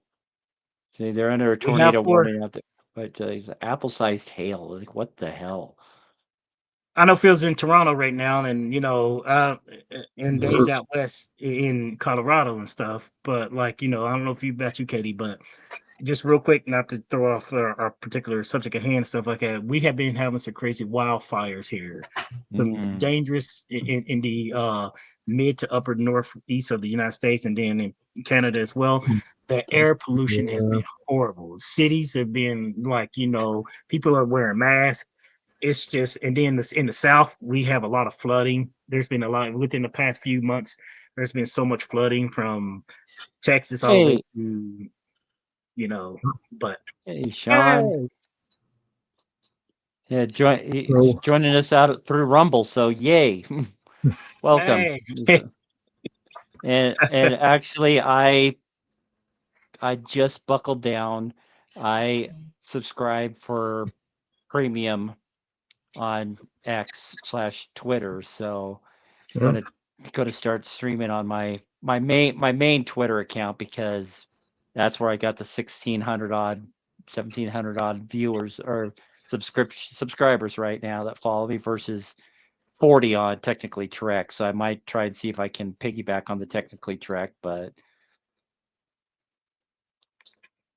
yeah, definitely like and subscribe, because it's definitely not the biggest turnout on this one. I don't know if like a lot of those were from Zach's Twitter account, because he's just started simulcasting on Rumble, which I do greatly appreciate, Zach. Remember, real quick to all our viewers and everybody, you can interact with us, live right now if you want to. Just like Sean is, but you can always pop in on camera as well. See, we're one of the few, if not the only, Star Trek podcast that allows actual face-to-face conversation. And I got, say, there's 5 of us, so I got 5 more slots available. Allergies, hate them. Dang and it. If you don't like being on camera, you can turn your camera off. I mean, Zach's camera's off at the minute. I turn my camera off sometimes for many different reasons, but we want to hear your voices, and we always welcome New people. See, yep. Jim and Phil, yep. It's bad. Yeah, Western Washington, when I lived there, it was particularly bad the last couple of summers, and a lot of it's fires towards into Canada, fires in Eastern Washington, and say if we get an offshore flow, all that smoke, I think the AQI in some places in Eastern Washington were 450 plus. So there's just, if you don't have to be outside, don't go outside. Keep your windows closed. Yeah, Absolutely, definitely. absolutely. Yeah, I yeah. think I got. Oh, one thing about being on the Starship too, you may have windows, but you can't roll your windows down. Mm. And you know one thing that I really do not like about Star Trek in general? They don't seem to know what curtains are. I mean, I know they're in space. Who's I going know to look that, in? but if they meet up with another ship, if they park up at a space station, or All I or pictured even was that they have moment to from the land. Orville where he snuck by in a shuttle to see. Exactly, do a shuttle drive by, But no, there it- are episodes where it's got to remember the windows are transparent aluminum. They hit a button, they can go dark, or sometimes they do have a screen like protector a shade. that but drops They got like down. a shade or something. even still, the coziness and comfort of curtains at a window. I'm sorry, but I mean, if I was on a starship, I'd be getting curtains up at my windows straight away, just for that homely, comfort aspect Don't of, they have? Don't they have something it's like an airplane sliders that can pull down over the windows? Because my thought is if somebody on a time clock, there's a button for that. yeah, because imagine they're exploring a star or a sun, and yeah, that's the air quality like in Toronto. Whereas Buffalo is pretty fine, but just like on the Canadian side, not so much. Yeah. Oh man. yeah. If you're Yeah, exploring, Phil, you're right. You're right. You're right about that. There is a sleep. That's button that you could push and you can lower, like a shade over the you would think they have windows to have. and viewpoints that's and not the stuff like same that. as curtains, though. I'm sorry. I'm a big Oh, sorry. believer in curtains. Like your curtains. I mean, I will admit, I've got vertical blinds at my window in my room, but I also have curtains. My curtains are never, well, I can count on one hand how many times I've actually closed my curtains, but I like to have them there because it's a comfort thing, it's a homely thing. And they're always there if I decide, I want a big patch of black on my wall, because my curtains are black. And as well, sometimes if it's extremely bright, I mean, you don't know. I mean, if you're on a starship and you're like, I don't know, you're observing a nebula or a strange anomaly, it could be extremely bright. And if you're trying to bloody sleep and you've got that coming through your window, draw the curtains. Well, that kind of, you know what that the lower decks when Boimler got those new quarters right by the nacelles, and he was being blinded from the lights of the nacelles. I remember that episode. Yeah, so curtains come in handy. And they frame a window. I'm sorry, I'm all for my interior design. Something back to this particular, like what we talk about, like this the holodeck and stuff and everything else. It's an interesting technology. Now, let's say for real world application, for everybody and stuff like that. Let's just throw this out here. How much power will it take to power something like this, this piece of technology and stuff and everything else? And given our limitations of technology, would you guys think that somewhere in the not so far distant future they could come up with a practical application where, they can create, a simulation of something that's so real world, but yet it's confined to a little space. And as we saw too, in because you can only go so far, because the holodeck is only what's that 6-sided room. Basically, it's a 6-sided room, and when you walk, you're gonna walk into a wall. When you're moving around, the program shift and everything else and stuff. But how they set it up, it's like, how would real world application, besides having, like, in a virtual set, but how would you be practical, like, you walk onto a real world holodeck and stuff and everything else. And it's something interesting, because I know a lot of engineers, scientists have looked at, both TNG back in, well, not just TNG, but like TOS and TNG, the props that they use on the show for medical or scientific stuff like that, they had actually made practical. Some of the stuff had became practical applications in real world we have seen and stuff and everything else. Just how far do you guys think this the holodeck can be a practical real world application? Not in our lifetime, because I don't see something like that happening in a lifetime. You could create a three-dimensional, life form that's suspended in a containment field, force field, that looks like, an avatar of yourself or others. Let me. Anything real world application for a holodeck?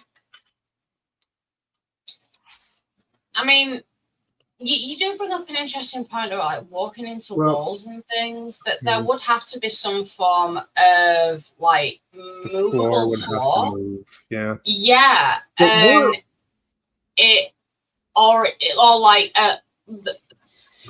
basically, in all honesty, I believe that to some degree, a real world application of a holodeck, the room would possibly have to be round. Now, just hear me out on this, because if you were to have, like, a moving floor, the floor could only go in so many directions. But if it was more circular, then basically, if you started walking in a certain direction, the floor could turn in that particular direction, so that it was always leading you away from the edge of the room. And so I do believe that a real world application of a holodeck, it could possibly have to be circular for that to work, because then, like, the entire floor could be like one big turntable, and if you start walking towards the back wall, it could very slowly turn you away from that wall. And if I don't know, but that's how it processes in my brain for real world application. I heard Phil was going to say something. Oh no, I was two things. One is I've actually kind of thought the same thing. I always thought if one day we ever reach the point of making something like that, would it actually be in a cube shaped room, or would it have to be something spherical for people to move around enough properly and for things to shift properly, if it would have to be like that? But the other thought too is I've always kind of thought I feel like we're very slowly moving in that direction with especially with the technology of video games and now these VR headsets that you can do things. I mean, eventually it's going to get to the point where it's not going to be a headset. It'll be something physical that you are actually walking into. And I feel like in the next 100 years or more, that's something we're going to eventually, our ancestors may eventually start seeing is that expansion of that technology. But a real world application, how far away do you think that somebody's going to, there's a team of engineers that will have something like that, in the beta testing. Like, do y'all think it's like a 50 years in the future, 100 years in the future? I don't know, because in the last like 100 years, technology and engineering in general has evolved more than in like the 2000 years previous to that. So I'm unsure as to how far in the future it is, because there's actually a university in the south of England. I think, is it Oxford? I can't remember. But they're actually playing around with transporter technology. Both Sean and Jim are saying some very interesting stuff in chat that I I'm yeah. Oh yeah, that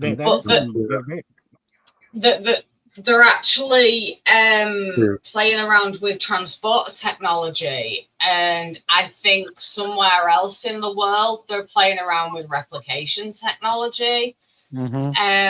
So it could be as soon as 10 years, it could be as long as 100 years. It all depends, because if you think about it, when Star Trek first aired in the late 60s,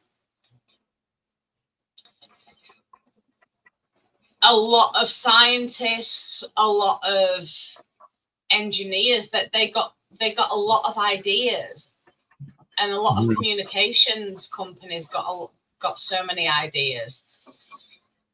The cell phone,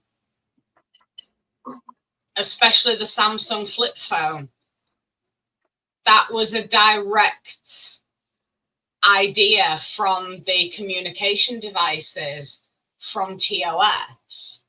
And the little earpiece that Uhura has, that is the result. Like Bluetooth headsets and the tablets that they have,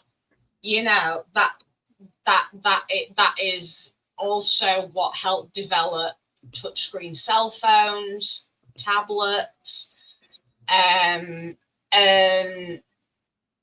also like the view screen for two-way video communication.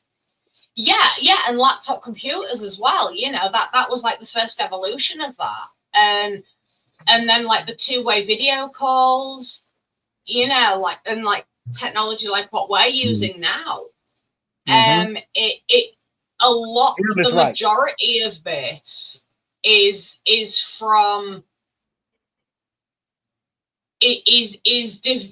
derived from ideas in Star Trek. And so it begs the question, how fast are scientists and students and just people in general with ideas, how fast are they wanting things to move? You spoke on that, and I seen what Jim said in chat and everything else, and Sean, they have some really they made some really good comments in chat. Oh yeah. Think about the one thing too is at universities or colleges and stuff and everything else, because I know young minds have such interesting ideas to bring to the forefront when it comes to technological achievement and stuff and everything else. You got MIT. You got Caltech, you got, the guys who, helped create a rocketry, American rocketry and stuff, or I should say JPL, they was going to get kicked out, but, they was given the set of, land in LA and stuff and everything else outside of LA, and was like, okay, you can't do it here, but, we give you this little plot and everything else. And, we got Jack Parsons, which is questionable, but he was a brilliant person and stuff. Then you got a lot of MIT stuff that came out of MIT and everything else. And I'm glad that Jim brought that up about adults at the time made fun of it, but that their offshoots, their kids made it real world practical and stuff and everything. So we got Steve Jobs. You know, he bought us the wonderful world of, you know, the personal computers and stuff and everything else. You know, Yeah. Bill Gates, you know, he bought us the wonderful world of, you know, computer, you know, programs, or you say uh whatever stuff. But needless to say, you got these guys who started out in such a way that we see the technology, and then Star Trek has came about, and they gave us these ideas and stuff and everything else. Like we talked about this in the previous episode, and we're not getting off subject at hand and stuff and everything, because we're still talking about, you know, this particular episode just going on, you know, with this particular episode. But one thing too that I really find fascinating about what Star Trek has, especially next gen, what they did for us, is they created a technology where it's in your hands, and you can run the device over a body, or you can you can scan it, you can just hold it in the air, you can scan or something like that. The handheld tricorder. The Yeah. tricorder has ability to do things not just for, you know, they can scan, you know, and diagnose, you know, medical ailments and stuff and everything else, which is it'd be such a wonderful tool for doctors in like an ER, or somewhere like on a battlefield, or somewhere like, not Drop get that political. link there, Dave. What's that? I said drop that link in the chat, Dave. I say I've dropped it in there. I can drop it again. Yeah, drop it again. No, not to get political, but like what's happening in the, you know, in Gaza and stuff like that, and like doctors without borders. If you could say doctors who could have a handheld tricorders and stuff and everything, just think about that. Or like engineers and stuff, you know, can have these little things. And I know somewhere, you know, some think tanks or some, you know, engineers are working on something like that, and I suspect that they probably have some sort of prototype and everything, but not the way you have them in such a way that we see in Star Trek and everything else. You know, I could see something like that, those kind of technology coming about, you know, within our lifetime and everything else and stuff, because it will change and revolutionize how medicine and the way we basically. Let me give you an example. Say this, especially here in the U.S. Police officers standoff. You know, they can't see what's inside of a building or a house or something like that. They need to. They can scan. They can scan, and they can see, you know, what they need to do and stuff and everything. That's just my take and everything else. Just seeing, to able to see beyond your own, what your own eyes can see and stuff and everything else. They That's can just do that's that now, though. They can do that Yeah. now. They could do that 20 years ago. I can do that now. So Yeah. welcome to the chat, Sean. Hey, man, it's been a while since I've been on. Welcome, You Sean. can do that with infrared. You can do that with all types of. They have that. Also, anything that you see or know about is 20 years behind. It already exists, but it's just kept under wraps. And the sad thing about the doctors and everything else is that our whole system is set up to not have that come out. You know, it's set up to not release that and to not further that, because it doesn't save. It saves people, but it also saves money. So that's not the way things work. I was telling Zach, everybody last week, I was a kid, and my friend was a mechanic, real Last smart week. guy, and he showed me designs for an engine using magnets. And he was like, "Yeah, man, this would you'd never have to change the oil, and this would last like 100 years." And I was like, "Wow, man, when are you gonna make it?" "Oh, I'm never gonna make it. I'm gonna try and sell it to the oil companies, and then they'll just patent it and bury it, but I'll make millions." I'm like, "What are you talking about?" It never entered my mind, but he already had it worked out, you know, the way things are. And sadly, that's kind of how things are. Yeah. It's Yeah, all about kind of money. It's all about profit. And if a lot of these things were released, companies would lose money because, you know, they wouldn't use the intelligence that they were given to think, oh, well, you know, if we were to transfer over to this and spend the money to train people up to work on, build, maintain all of these things, you know, that they could, if it is all about money, they could end up making so much more. But one thing that they don't think about is, you know, you have to spend money to make money. And this is why a lot of things now that like a cure for cancer or certain technologies are not being released because it's all about freaking money. Yeah. And if you had that tricorder, if a doctor just did this and that just eliminated 12 tests that cost $500 each, by doing this, no, you know. As far as the tech, But you know, the idea of it, in the principal general idea of it sounds fascinating. Is that y'all all bring up, you know, really interesting and logical reasons why something like that wouldn't be for our lifetime, because of, you know, because there are people who are stubborn and holdbacks, and they don't want to progress when it comes to, you know, such technology. Just as this technology we've seen, like this the holodeck and stuff and everything. What would you guys say about the holodeck and stuff in real world application?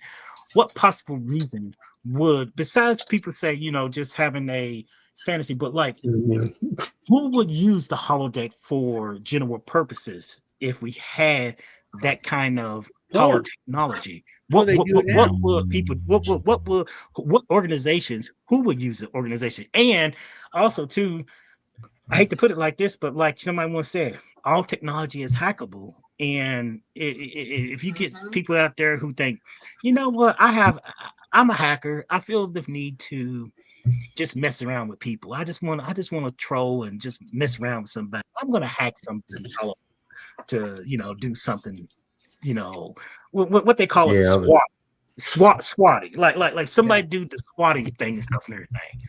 Well, everything goes to porn. I mean, you look at all technology for VHS. Porn took over.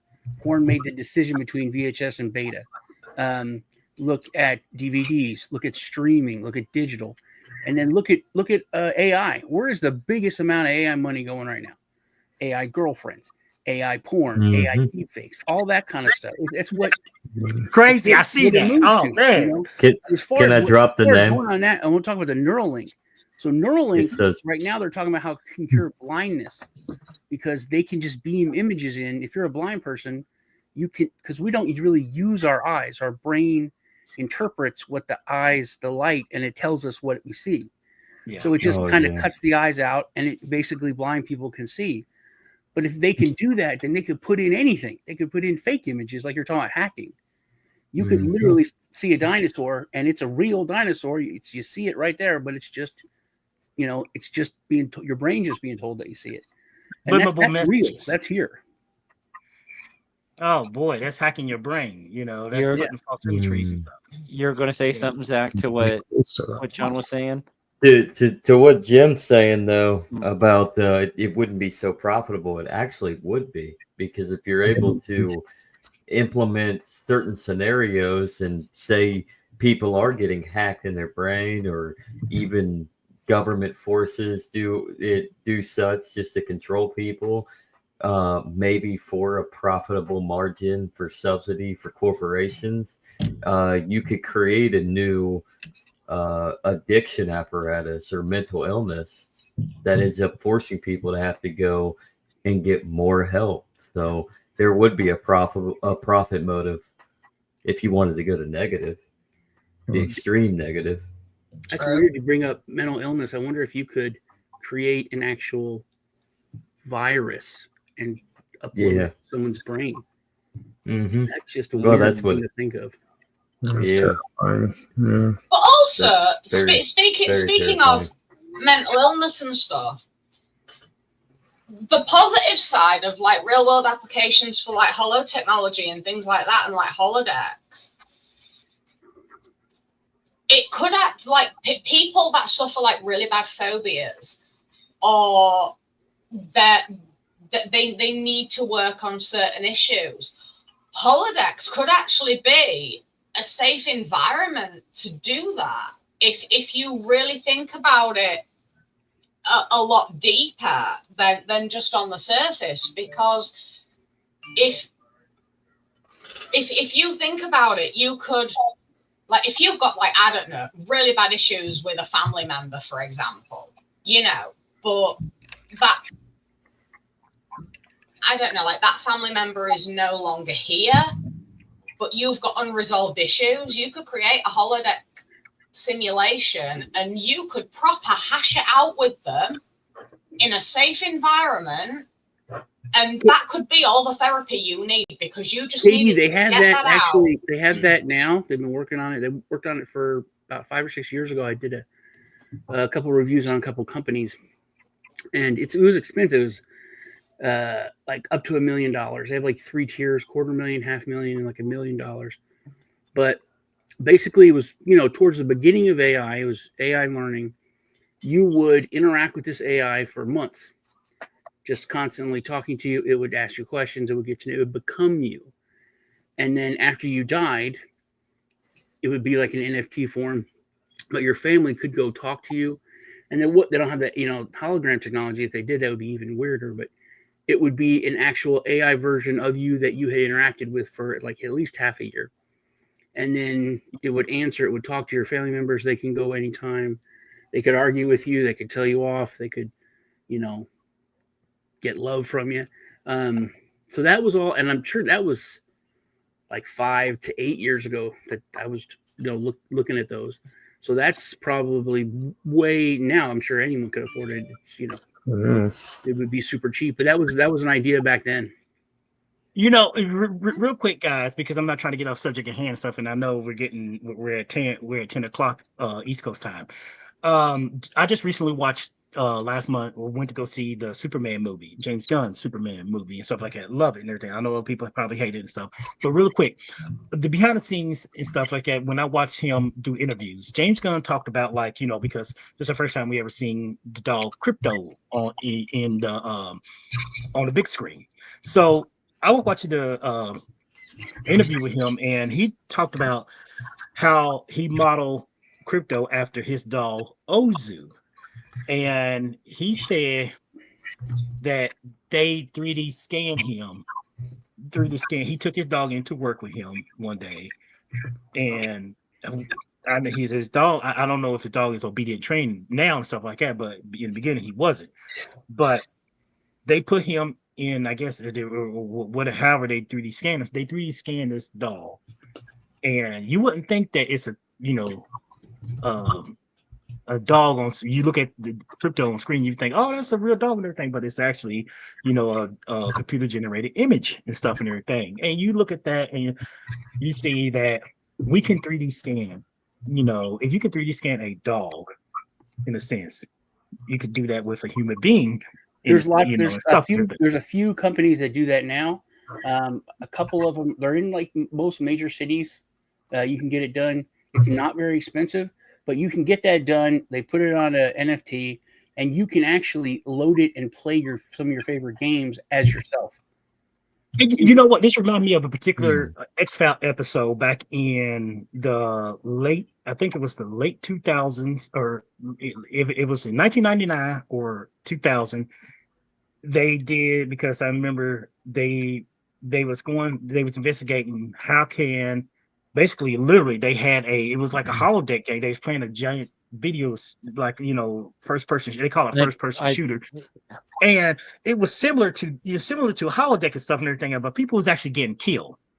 And I remember, you know, the scientific in and out stuff like that needs to say, not to get too much into it, but I remember the so-called, you know, antagonist was a female in there, a female that was literally, they took and they picked her, the police picked her up in Culver City, and they said, and, you know, Agent Scully was interviewing her with Agent Mulder, and she was like, well, yeah, that's me, but I was paid to have my body scanned. That was all I did. She was like, you think that's the weirdest thing that people ever done? But it was just simply, at that time, you know, I was like, oh, that was pretty interesting. It's, you know, it was the female programmer who scanned the prostitute, because she was a prostitute. She scanned her body because she wanted to make an avatar of a game that she was creating herself. And it was it was a pretty interesting episode. I don't know if anybody ever remember that, but it was called I vaguely remember. It's been forever since I've watched it, but I Yeah, vaguely and recall that. it remind me of everything that we've been talking about, especially like how about like James Gunn scanning his dog, and like what you said too, Sean.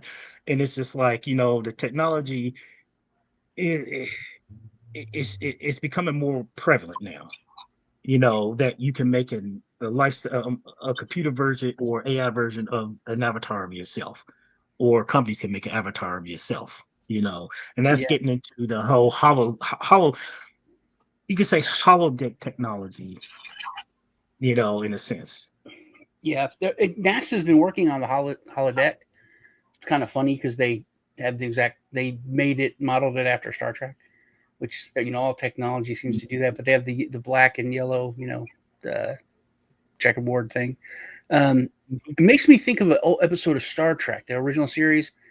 Remember where they landed in this like utopian perfect planet, where the people had done away with war, but not killing each other. And they would say, we've been at war for like 100, 500 years or whatever. And all these people just attacked, and they used nuclear weapons here, and they used chemical warfare here. We just lost 150,000 people. And Spock, and it's like, I didn't feel anything. Kirk's like, I don't feel anything. Spock's like, there's no residual radiation. He's like, oh, it's all computer generated. But then the people go kill themselves. All these, hundreds of thousands. And they were like, you're insane. They're like, hey, man, this is how we saved ourselves. And it's like just their buildings and things were saved, but the people were. I thought that was one of the craziest episodes, but it was something like what you're talking about. Oh, what you talking about? I believe I remember that episode. Yeah, yeah. I'm going to go back and rewatch that. I know what I think I know what you're talking about. It was weird. It's weird to me that they like think that saving their civilization was saving stuff, and the people still just walked into little chambers because they were told to, and they were dead because the computer said so. Mm-hmm. I've been a very long time. I think I know which episode you're talking about too. Yeah, and then Kirk ruined the computer, so now you really have to attack yourself, and you have to and they're like, no, that's horrific. And Katie's just shrugging her shoulders. We don't want to do that. That's horrific. And they're like, yeah, war is supposed to be horrific. You made it all clean and nice, so that's why you've been doing it for 1,000 years. So, but yeah. I'm sorry. Am I the only person here? Am I the only person here who thinks that we're getting too reliant on technology too quickly? And putting too much faith in it? Because, I've been in cars recently, like taxis and things, and people don't know how to reverse now without a bloody camera to guide them. No one in America knows how to drive a stick. Yeah. Oh, I know. Don't even get me started on that. But, there's all these like cameras for reversing and cruise control and self-drive cars and cars that park themselves. And I'm just like, whoa, hold on a minute. If people are getting used to this and there's a major glitch in technology, people nowadays who drive a lot of people nowadays who drive a car because of all this technology that's towards driverless cars. They're going to be screwed because they don't know how to drive manual. They don't know how to reverse park without camera assist. They don't know how to parallel park. They don't know how to write or read in cursive. I mean, exactly. They don't know how to think. No, well, that's the long-term thing. But you can ask AI itself what's going to happen, and they're like, the AI will tell you, "Oh, you're going to be too dependent on us within 2 or 3 years, and you won't be able to exist without us." It's like it's a terrible thing you're doing. I'm not going to lie. I went on a retreat this weekend.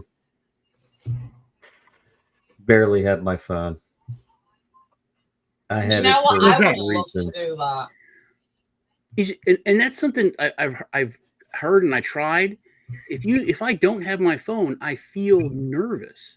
Yeah. And I don't like that feeling because I grew up without it. I grew up, having to call someone on a phone. I don't know my kids' phone numbers.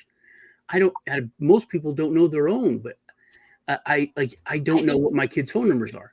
It's because it's all my name. You know, it's all saved in the phone. I pay the bill. That's the only time I can, and only the ones that are close to mine do I like. Oh, I think that's Alex's, and so we used to know so much more. Buying car, I was looking buying my kids' cars, you know, decades ago. It was like, oh, this car's like such a great deal. Yeah, it's a standard. I'm like, so I'll teach you. No. Well, you look at it Like too. Most of us Latin or who something. No.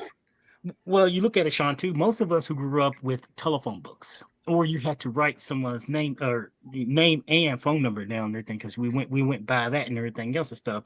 And you look at it like this. Let me throw this out. He mentioned that we're slaves, and Dave said he's slave to his cell phone, and Oh, we're absolutely. all slave to our technology right now. But on the flip side, in it- my defense, though, is the fact that my job requires the phone, so okay. it's like Sure. Would you characterize this as like what we seen in Star Trek as like hollow addiction? It's a type of Yeah, I think we have an addiction to absolutely, phones. absolutely. It's attacking that dopamine, that And the pleasure fact that you drug don't of your have it brain. makes you. If you get nervous when you don't have Yep. it, if you get skipped, you have all these feelings of dread. I mean, that's literally what addiction is, you know. And I've tried it. I go to bed and leave your phone like in the kitchen. Dennis, Dennis is saying some very interesting stuff in I'd be comments. fine with doing that. I really would. You see, you're right. A lot of people think that I am insane, but a lot of people think I'm absolutely off my rocker because I have. I mean, fair enough. Yeah, You're not? Well, I am, but that's just between us. But yes, to some degree I'm reliant on technology. If I'm in my home alone, I will carry my cell phone around purely for health reasons because I tend to randomly fall over, pass out, things like that. That's for health reasons.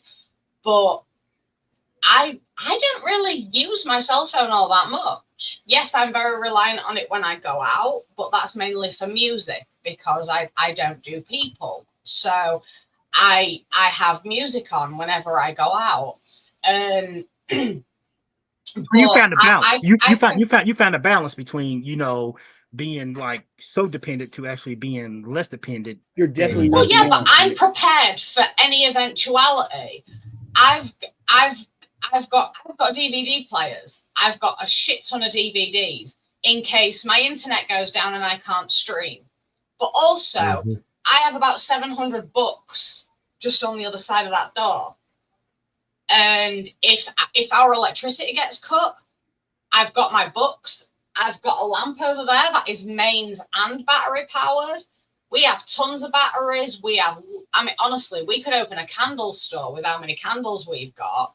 I've also got little battery powered candles as well. I gave away all my movies. I got oil and oil lamps. Movies. And then the electricity went out, or the internet goes out, and I own 6,000 movies digitally. Ridiculous amount of movies. That's why you just get a whole bunch of books. I'm screwed. So I have like 30 movies. They're all like Criterion Collection. I have some series, but that's it. And then books, same. All audio books, but have some hardcovers. I've got audio books. I think I'm weird. You're super weird.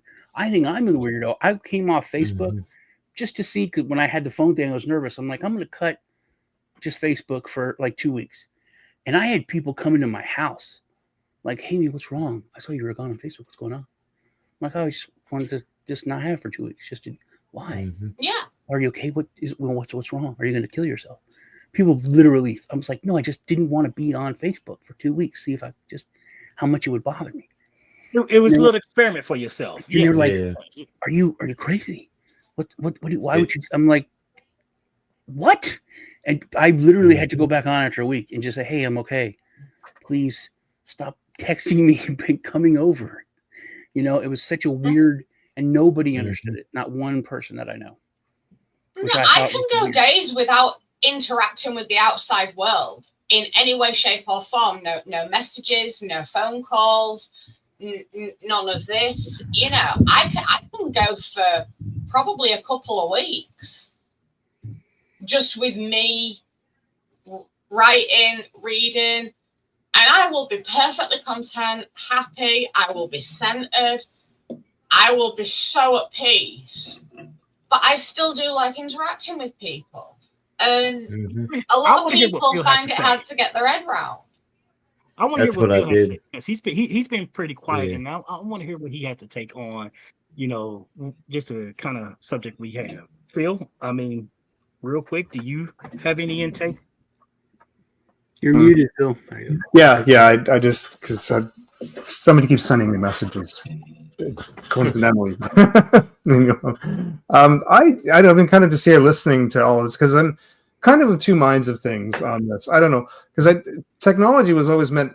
They tell you technology is meant to just sort of enhance your life and not take over it. But it's the human nature, I think, to become addicted to things, and that's I think we've carelessly become addicted to so much that we haven't paid attention to what's really happening.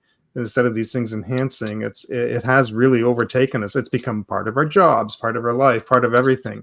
So, but what do we do at this point? Like, what do you? I mean, I commented earlier in the tech. I mean, in Star Trek, the whole idea that this technology changed and came about, and also the end of money to be able to afford all this stuff was it took a nuclear war to wipe everything out in Star Trek and start again, and they learned to adapt differently at that point. I mean, just to smarten them up. So I mean, he's going to take that. And I saw your comment. I agree. I think that's the point we're at. Yeah, it's going to take some kind of shock, for people. But at the same time, we've always I mean, we're not doing horse and buggies anymore. We don't. Who listens to an 8-track, right? Things still advance. So are we advancing too quickly? Are we? And that's a good fundamental question. I think we are. Well, hold the 8-track thing. I want to say something because before now, there's some movies that were never put onto digital, were never put on DVD, were never put onto Blu-ray. Yeah. And I owned a VHS for certain movies until now. So that was something. So on the 8-track, if there's only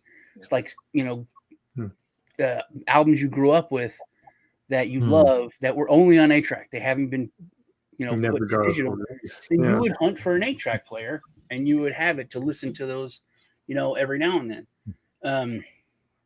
And I remember what you were saying about technology is supposed to help us, and we're supposed to use it. Two things. One, Churchill never let a good crisis go unused.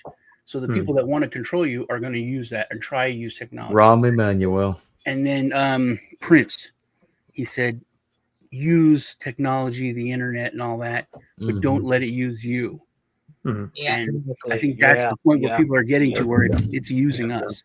It's using us, yeah. But no, see, my old man, he's got an old 8-track car radio in his shop. He's got it jury rigged to some sort of power supply that just plugs into the That's awesome. The 120 volts. And I remember growing up listening to a lot of those. I'll listen to 8-track too. Jim says he's got one hooked up to a car battery at his cabin. So cool. Yeah, get addicted to beads. Yeah. Also, if there is any kind of nuclear stuff or depends what type of beads, that'll still work. There's no chips in that. There's an EMF's not going to do that stuff. Oh God, you're right, Sean. Oh, hey, oh my God. Was that really set that one up for me? I'm sorry.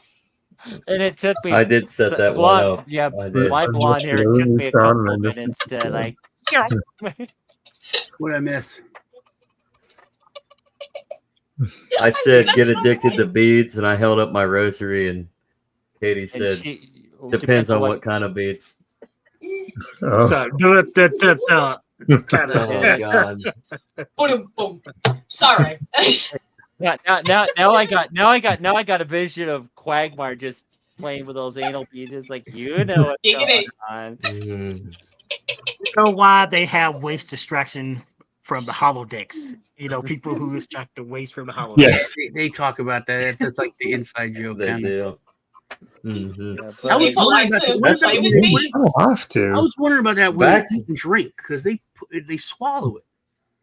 So Exactly. That's why I'm always curious when they about that walk too. off That the holodeck, does that well, disappear inside them? wouldn't the holodeck just like a I'll have him drawing a blank. The This is super reconstitute. nerd stuff. reconstitutor, no, the other one. Demolecularize. Yeah, matter Earl Grey, resequencer. Earl Grey tea. Yeah, I know what you're talking. The Yeah. Anyways, Water world. replicator. replicator. Reconstitute. Yeah. So because they have a replicate, like you would, that would be enmeshed into the technology of the holodeck. So They're the same they're getting- technology, but one's yeah. temporary and one's real. that's One only exists on the holodeck. That's what they. Because when you eat it, because that's what I was wondering. Because it just, I guess it doesn't have the protein molecules to reconstitute. Computer, turn on Studio One. It doesn't have the protein molecules to reconstitute to make it real food. But I thought like you could eat a bunch and then walk Well, off they and be like, whoosh, it's gone. Space basic Yeah. general principle is Modulator. the basic general principle of the holodeck is lights and force field. That's the thing. Of general Photons and principle force is, fields.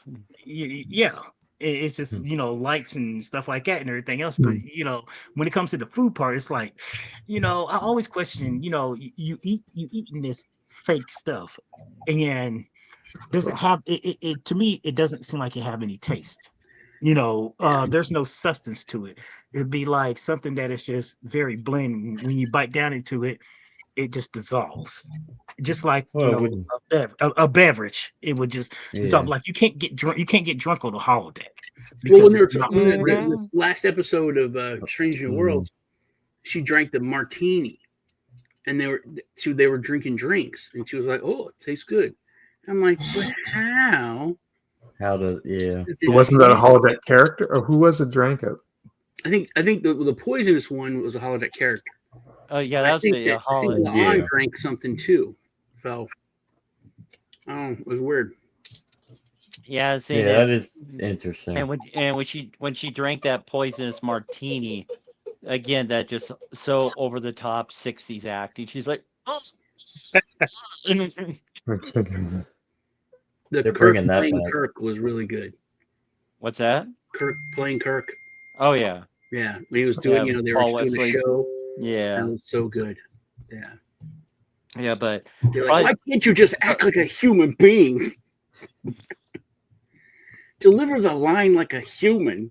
yeah, but probably the line of the episode would be right at the end when Una was talking to Scotty to say, asking for help is not a weakness, it is a strength. Yes. Mm-hmm. And with my path on sobriety, that really hit hard. To say I am one that's always afraid to ask for help when I need the help the most.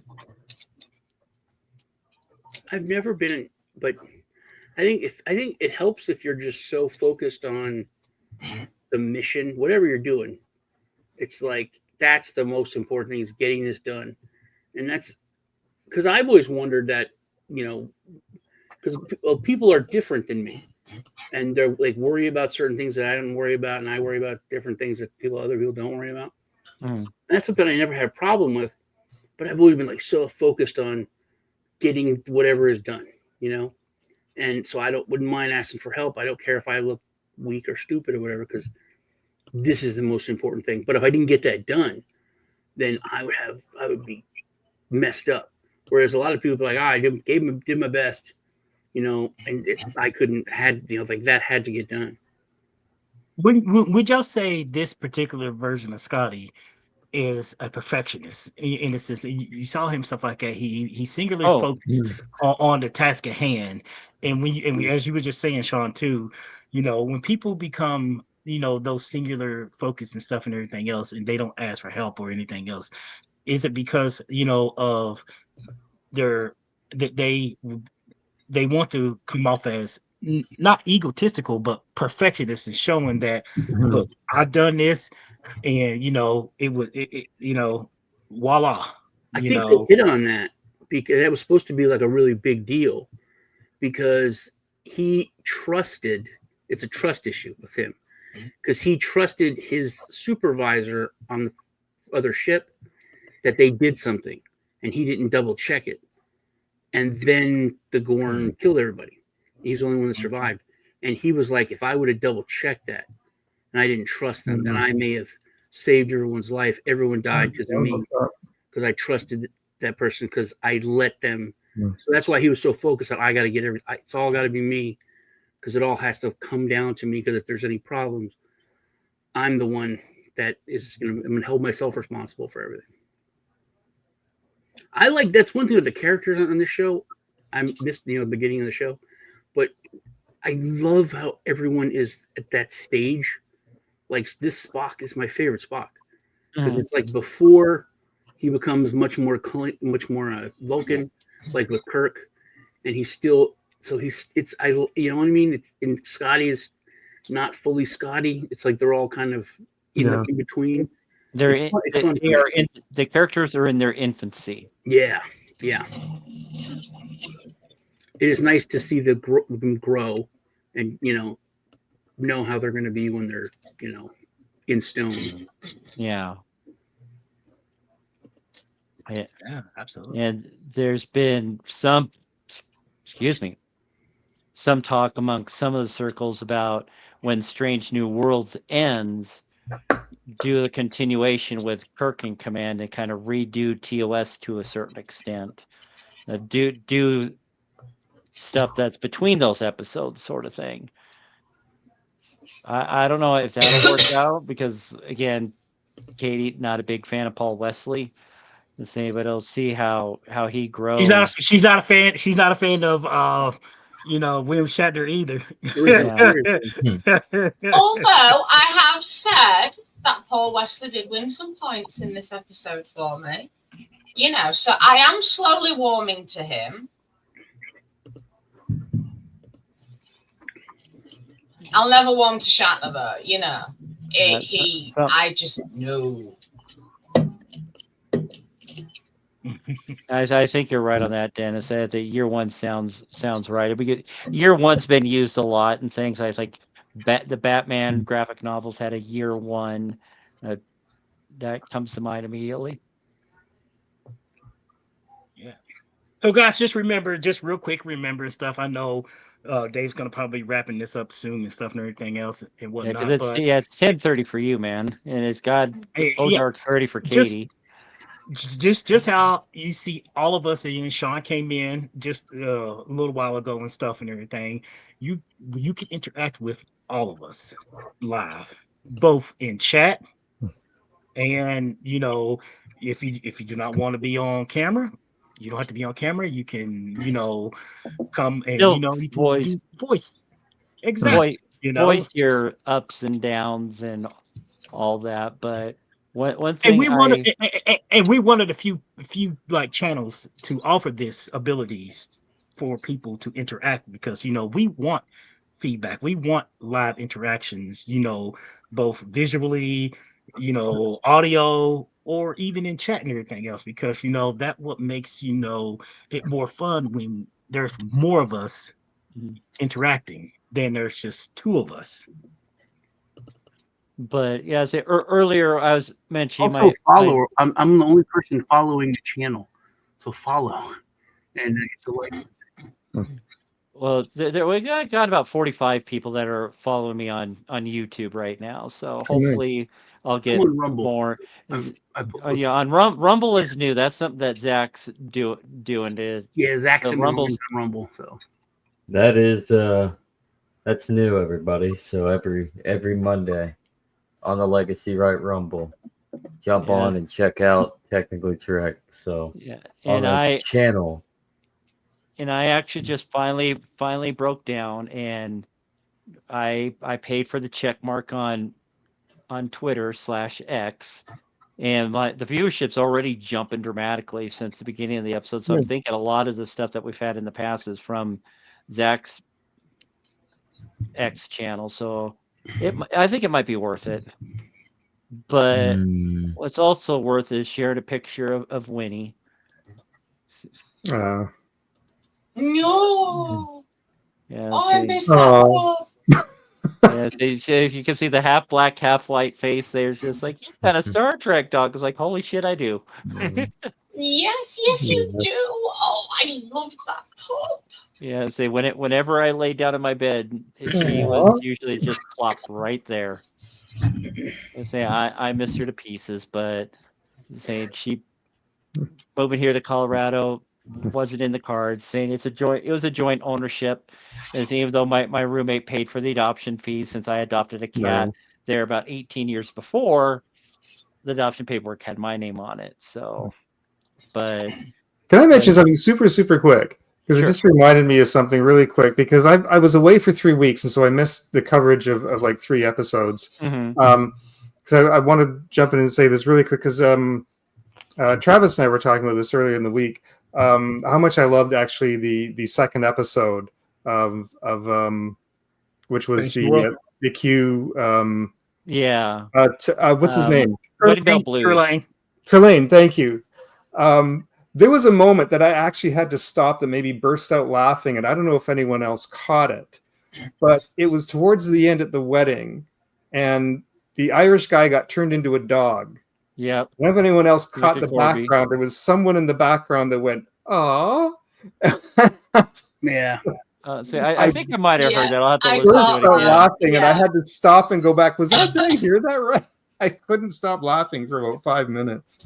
I actually Yeah. did catch that because I'm just like, I want to know who that person is because I will be friends with them. Yeah. Yeah, but yeah, to this day, the only time I've ever stopped a Star Trek episode because I was laughing so much Yeah. was the season 2 episode from Picard when Seven and Raffi were on the bus, and it was the same punk blasting his Oh, music. the guy, yes. Yeah, and it was the same I had a actress. feeling that was coming even before it happened. I weirdly had a feeling that scene was coming. But You know what? I didn't pick up on it, but when they had the music, I still hate you. I was like, no. And then we went to the cat inside the bus, and It's it was funny. him like, He wasn't in San Francisco. He was in L.A. no, yeah. Now he went to You know what LA. Easter egg I found like last night? Hmm. So the whole dramatic thing with Pike and the Gorn killing those that colony and all that. Mhm. That's the reason Kirk fought the Gorn in that old episode. Mm. He was Fodder yelling fuck. at him about you killed that colony on Cestus 3. And it was like, Yeah. Yeah. I can't believe I never caught that. But yeah. Nice. Yeah, so yeah, total dig on that. Same, but of course, And then it also explained why the in Gorn Star was Trek gone. After Dark, everybody. Yeah. Kirk doesn't fight the Gorn. He has sex with the Gorn. Did you see the PlayStation commercial? It was a female Gorn, though. Did you see the PlayStation commercial where they're playing? And it's Yeah, the same. that's kind of made a resurgence lately on YouTube and whatnot. Mm-hmm. But yeah, like all those little Easter eggs at the end of the episode I mentioned early on when they I didn't even say it yet and you're laughing, Katie. What the heck? I'm sorry, I blame Zach. But when Kirk attempted the Riker maneuver on the captain's chair and just failed miserably, and they actually played the original series theme song during the credits too. Yeah. And with the original series font and all that. So that was nice. Yeah, so just I was laughing at that, but I didn't have to pause it like that bus scene. Cat Katie. Now see what you've done. He done flipped upside down. Shows my state of mind right now. I blame Zach. Overall, in overall, everybody, just real quick. How did everybody feel in particular about this episode? Tyson already gave us his, he gave us kind of his thumbs down for this particular episode. But in general, everybody just sum up your thoughts real quick on this particular episode. I'm curious to hear everybody's thoughts. And, because of. Well, we'll start with Phil and then kind of loop around. Well, actually, we'll start with you, Travis. Go to Phil, Sean, Zach, Katie, then myself. So kind of just kind of do a little clockwise action going there. Oh, you said start with me. Okay, it was it was a sigh of relief in a sense because they went through, like I was saying. I think I said this on a particular episode of ours where they go through a period of this horrible traumatic experience where people die and everything else, and there's a life lesson altering, changing for a lot of people, which we've seen that changes for the helmsman. um I'm blanking on her name right now. Erica. On. Erica, yes, Erica.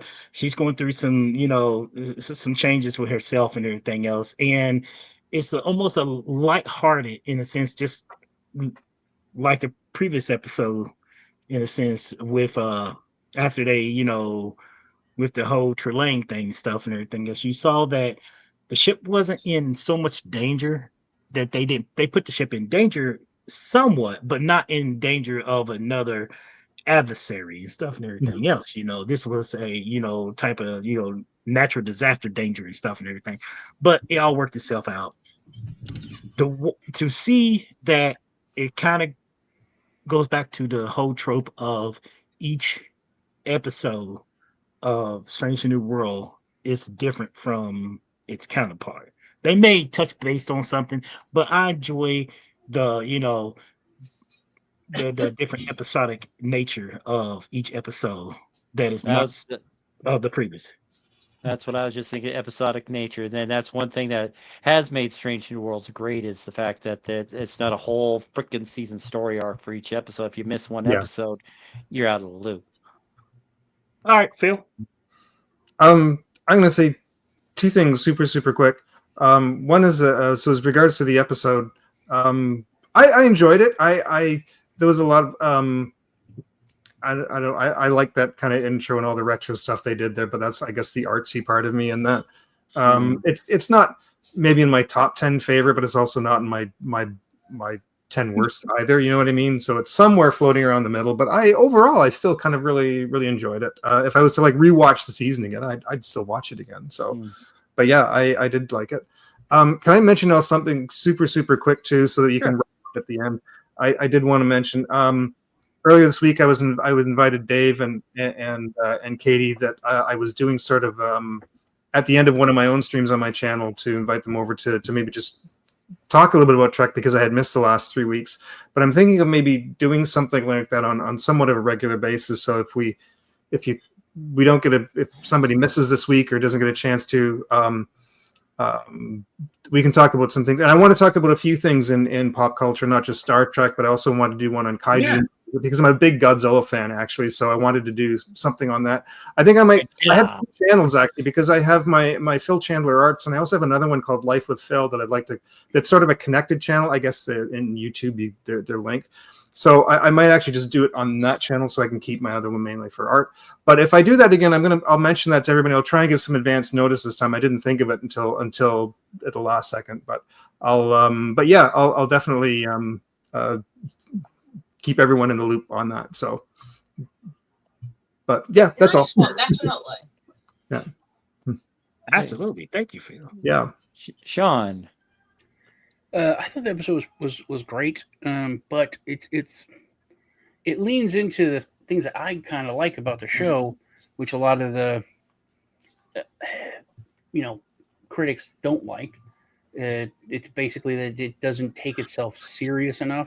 A serious Trek, but I like that it's fun, but it doesn't try to like mix it.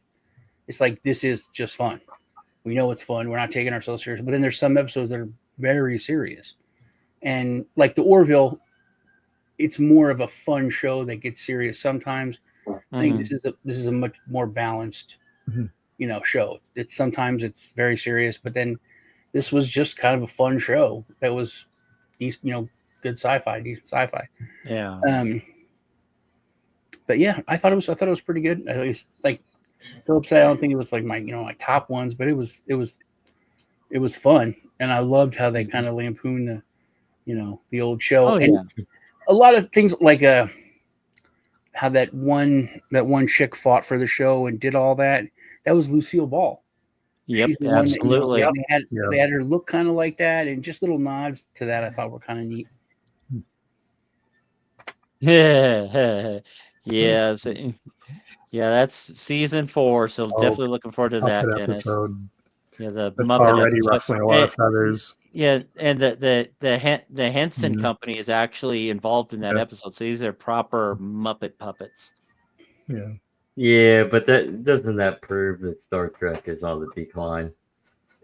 No, I say, I I think guess. like Sean said with this episode, it's just a fun episode. So you got to have at least one fun episode. If Next Gen was running today, and you heard there was going to be a Robin Hood episode where they were all going to be in Robin Hood, people would probably lose their minds about that. And yet, I know people who love that episode. So, Oh yeah, that was a good episode.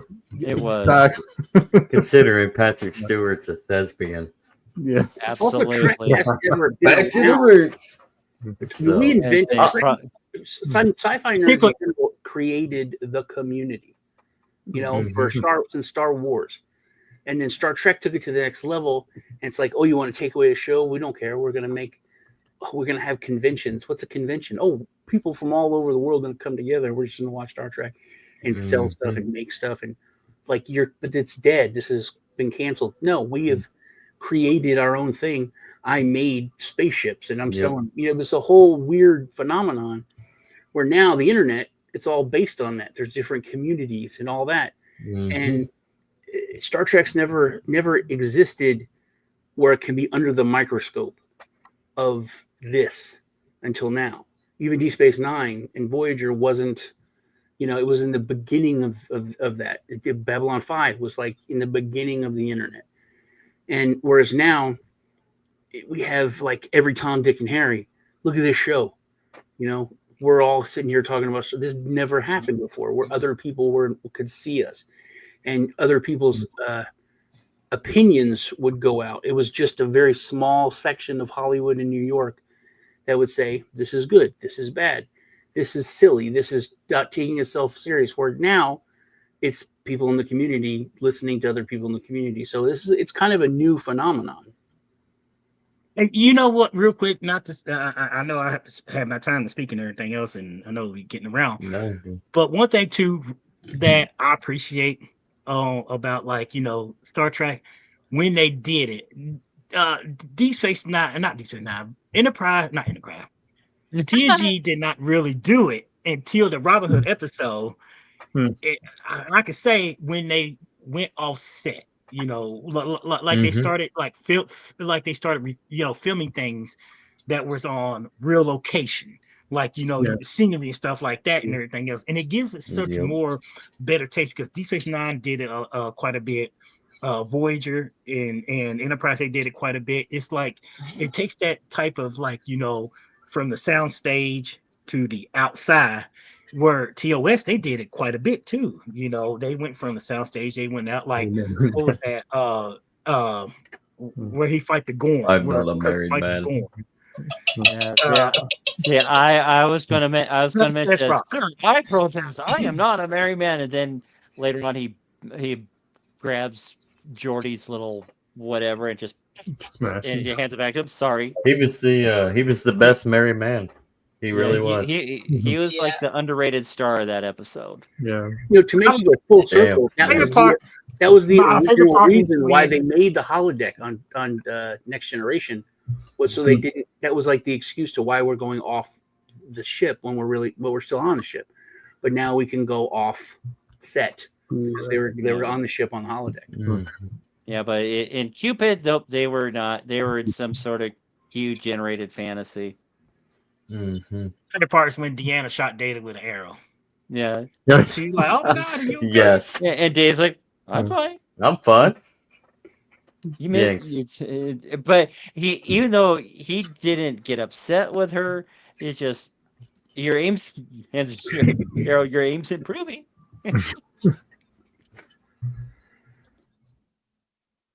Zach, what are your thoughts on this episode?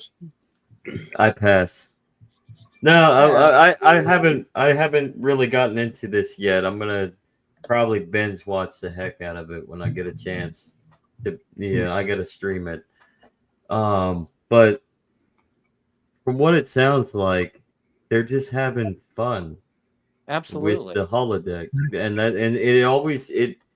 You guys mentioned there's always a very climatic stretch leading into a fun, loving holodeck episode, and the pattern continues with this. I mean, so I'm gonna be I'm definitely looking forward to being able to Except sit if down you and watch watching it. Sana Troy and Alexander when you go on the holodeck for a mud bath. Oh yeah, except for that. You know, it's kind of fun because this was, and something that That's they're still funny answering though. is like, this is why Next Generation didn't have a holodeck. They tried it, Mhm. and I was like, so as soon as they make a holodeck episode, there's a holodeck problem. What a shocker! And they ended the episode with, let's take this technology and file it away and never take it out again. This is too Sure. risky. Yeah. This is nuts. And that was the joke in Next Liquidation Generation. people. That's Why what I would they thought. keep having a holodeck if they have all Mhm. these near universal destruction things because of it? They'd be like, nah, entertainment's not worth it. Take it out. But Yeah, but they never do. Katie? I really loved this episode. It was fun. And I grew up with murder mysteries, Agatha Christie, Yeah. you know, Arthur Mm. Conan Doyle. And I really liked it. It showed a different side of La'an. And she had that time to, all right, even though she was still kind of sort of doing her job, she was just allowed to express herself for a while, but also it allowed us to see the flappy Scotty and like running around like a headless chicken, which I absolutely love. He is absolutely adorable. I love the actor that was chosen to represent Scotty in this series. And it also gave us a little bit of history on the holodecks as well. And yeah, all round, I quite liked it. And I mean, I especially loved the fact that they basically just ragged the fuck out of Shatner. Oh yeah. I loved that, and I knew was you laughing so much at that because I'm just like, yes, that I is thought of you when exactly. watching that. And I'm just like, you know, the fact that he was pulled up for, like at the end, it was or like during that clip, he was pulled up about like delivering a line properly and learning how to act, and I'm just like, so yes, you know, like that is just Shatner, you know, he you know, and that is the entire reason I don't like TOS, and I'm just like, thank you. I was dying. I was dying. Why do you talk like that? Why can't you talk like a human? Just talk like a regular person. It's like when you've got a scratch on a DVD and it jumps and like people talk weird, the picture goes weird, and but no, overall it was a lovely episode. I'm still not sure about the Spockler and Kiss, but I kind of saw it coming in the Trelane episode. And I'm interested to see where it goes. I don't know how I feel about it. And I'm also really glad that Una's hair is back to its usual style as well. Yeah, definitely. That was gross. What about Spock dancing? She had bread on her head. Nobody talk about Spock dancing. You know, he's doing that, you know, and stuff. I'm like, Yeah, that's pretty interesting. Spock I don't know, dancing. but I don't know. I'm with Katie on that. I feel weird. It's like, oh, they're adorable together. They're great, but I know how it ends up, and it's like this is wrong. You know, like I understood the nurse, you know, Chapel, and then I understood, you know, him and his girl. I thought that was cool how they were like super close, and then she stabs in the back later. That's all neat. Sean, we touched about that earlier before you came on, and we all had some good ideas and stuff because I'm like, I figured out, it's supposed to be a professional ship, and you're on a long-term mission and stuff. I'm not saying that y'all gonna have people gonna have sex with I each saw other, but getting online into a that now relationship. it's Strange New Worlds 90210. In all honesty, there was a lot of that in Next Gen. People just don't seem to register it. Oh, there was a lot of sex in TNG. Oh yeah, especially when it came to Not data. overtly, but That was in your Suggestive mind, though. themes. Suggestive themes. Well, Sick yeah, mind, and you perverts. You Trekkies and your Hey, perverts. Your it's innocent perversion. as the day I was hatched. Thank you very much. Let me place my photon torpedo in your torpedo bay. I didn't know you was that way inclined, Travis. And I certainly am. I'll inject you with my We've nanoprobes. Yeah. We've unleashed monsters. Oh, my Lanta. Oh, Dennis and But- Jim, they cracking me up in chat. Oh, Yeah. goodness. No, but for me, He's fully I functional. I mean, exactly, and like I brought it up in a couple previous episodes. That could also mean he's got the sperm. Where it's coming from, no idea.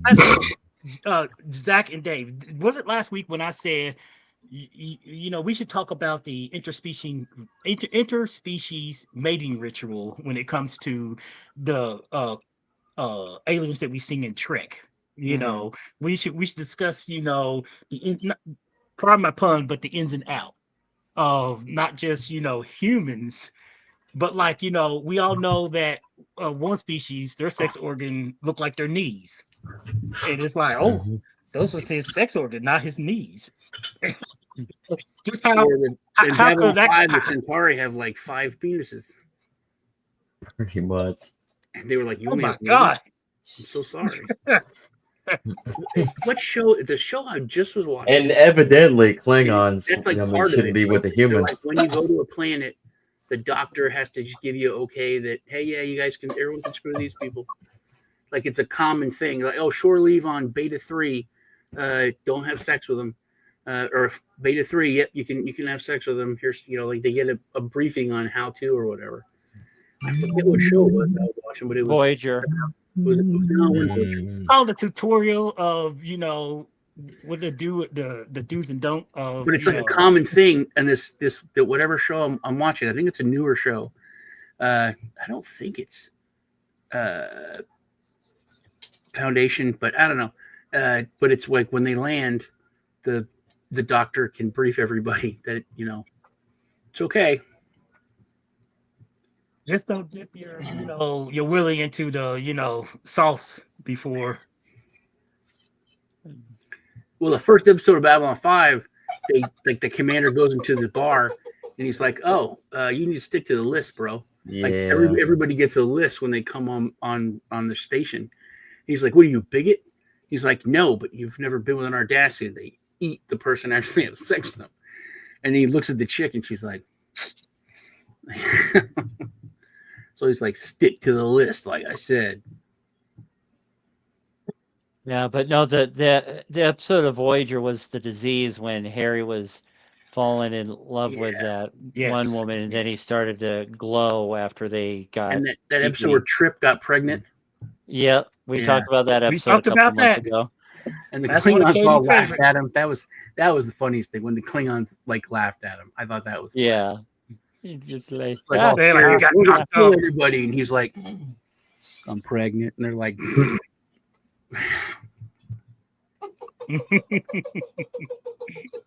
Dave, your final thoughts about Well, I loved all the subtle nods to what would be coming in later series, namely the number one, the holodeck. Why the holodeck hasn't been a thing. Towards the end of the episode, I made one little note when La'an finally figured it out that Spock wasn't Spock, and he was the one that was killing everybody in there. I could swear the musical cues was from Strange New World or from Lower Decks. Really? I didn't Yeah, catch that. just like Huh? the little horn just da da da da da. And it sounded like of course I can't sing worth shit, but it definitely gave me some Lower Deck vibes. I like the to this. creepiness of that scene where she figured it out and Spock Oh was like, yeah, yeah. She's hugging it, and she's like, "You're not Spock." Yeah. remember when on Deep Space Nine when Odo figured out that Kira wasn't Kira and she Yeah. was the chick? That scared me when she like looked up Dude. and smiled. Oh yeah. That was so. It was like, the same vibe there where she's like, "You're the murderer." He's like, Well, it wasn't the murder. She was the changeling was the Maquis Raider that he and Kira were chasing. "Yeah." And the rock. She was the crystal that was killing her. Yeah. That look. When she's like, and then she's like, Just yeah. That's, Oh, I loved that. That was beautiful. yeah. That still gives me Hard. chills when it's Yeah, Heart of Stone. That was another episode we talked about not too long Yeah. ago. Yep, Heart of Stone. But Heart of Stone.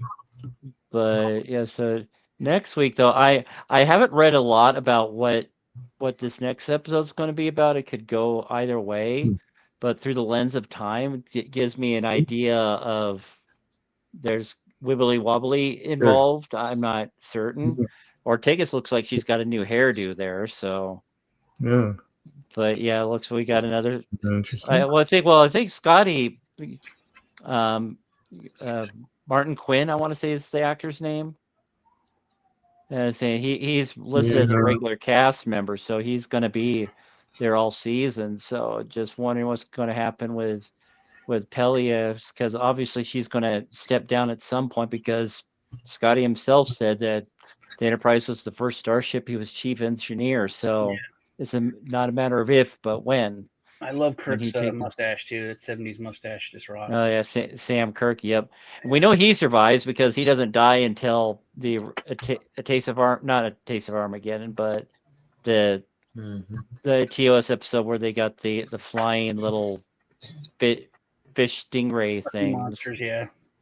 The mustache needs to die. Somebody needs to kill it dead. No, forever. Yeah, Doesn't it though? When No, somebody needs that mustache needs killing dead. Well, He kind of gave me doesn't in TOS Jeremy.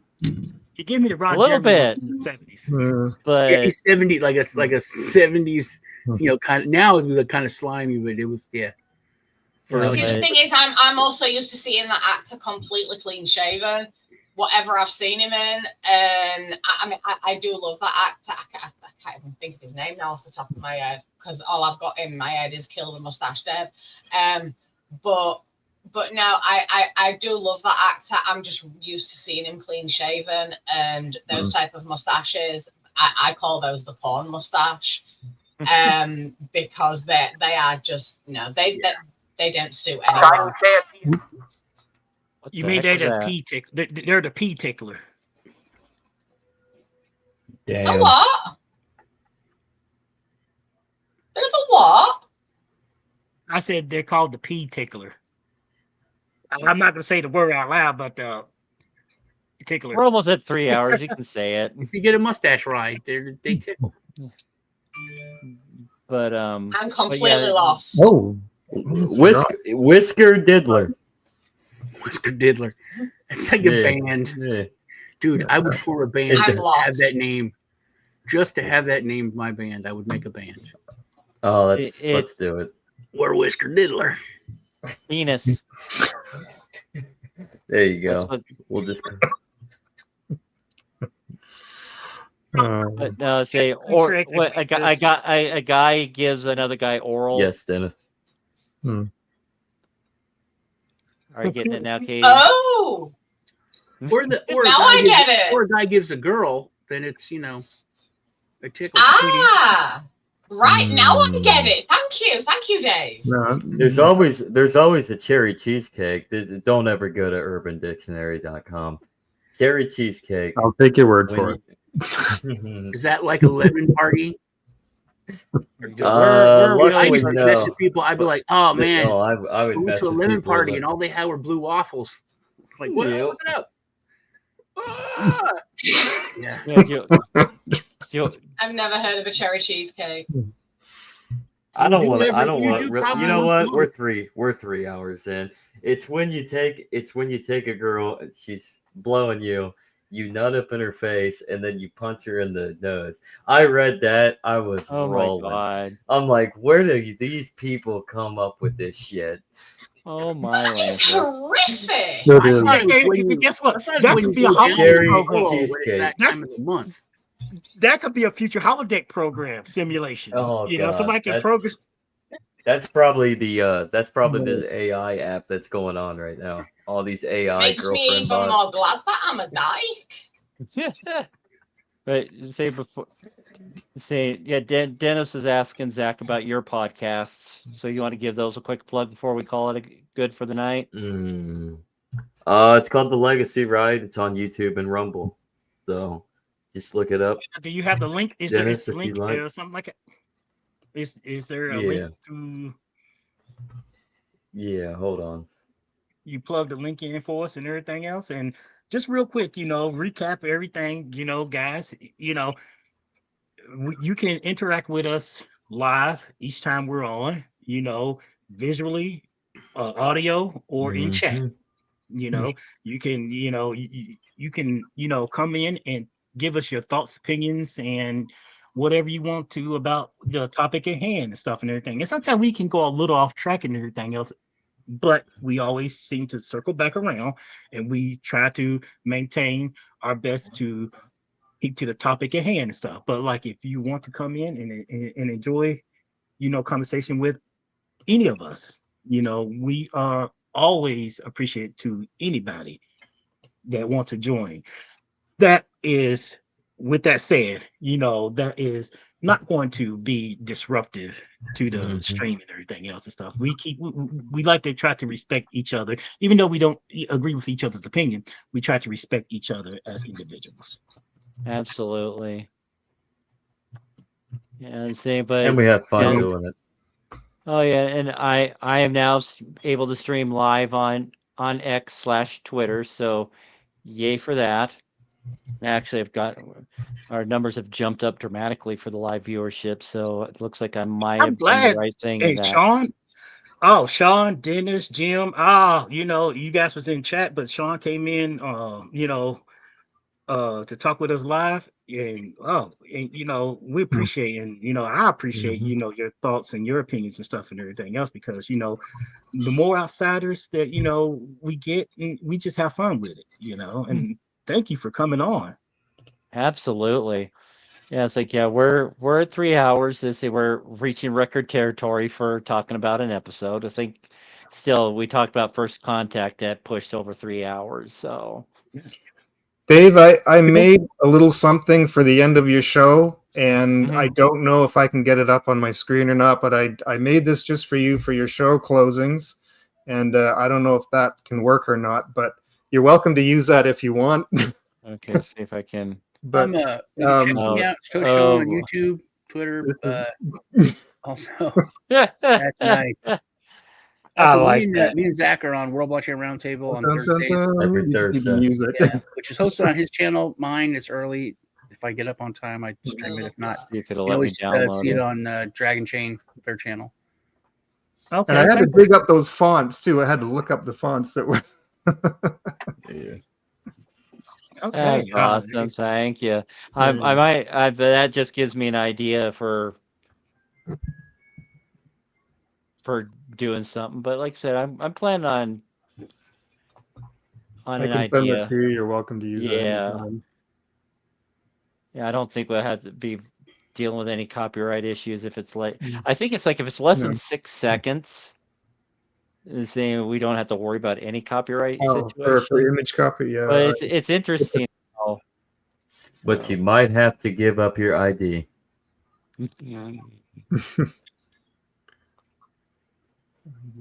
If you talk about it, it's free use. We'll figure